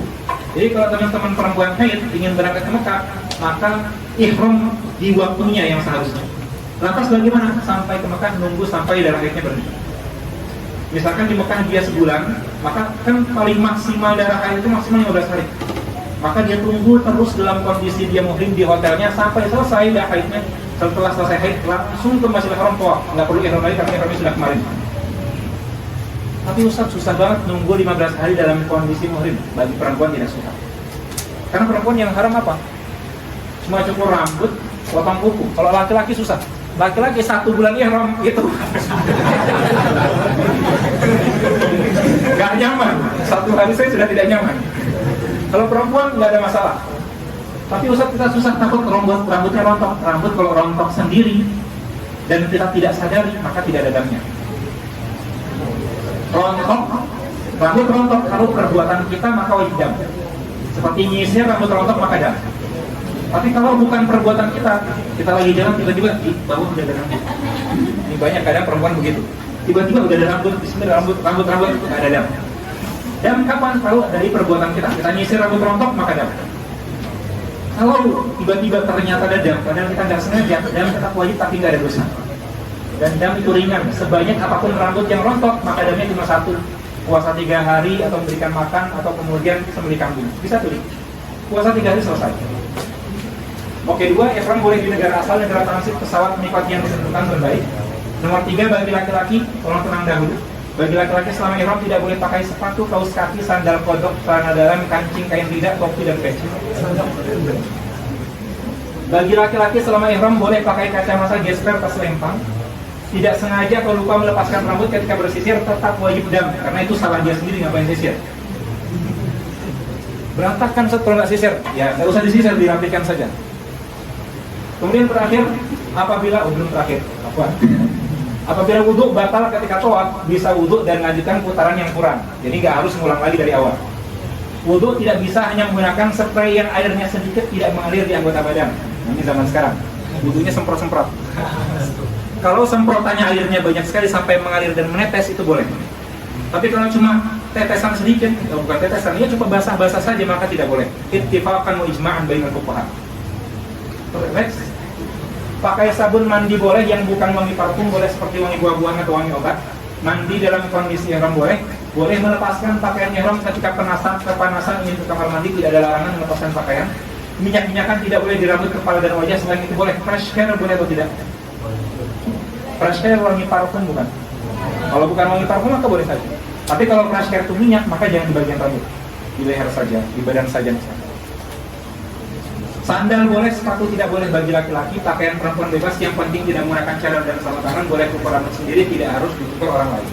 Satu hal yang terlewat penting, karena ini banyak yang melakukan di Mekah, tidak boleh ketika wudhu hanya usap kaos kaki. Ijma'an bainal fuqaha. Barang siapa yang wudhu hanya mengusap kaos kaki saja, maka wudhunya tidak sah, dia sholatnya tidak sah. Tidak ada khilaf dalam masalah ini. La yasihu al-mashu alal jawrabain. Dan saya agak kaget, saya dapatkan orang-orang Arab, saya agak kaget ketika mendapatkan kayak ini, karena memang ada fitnah di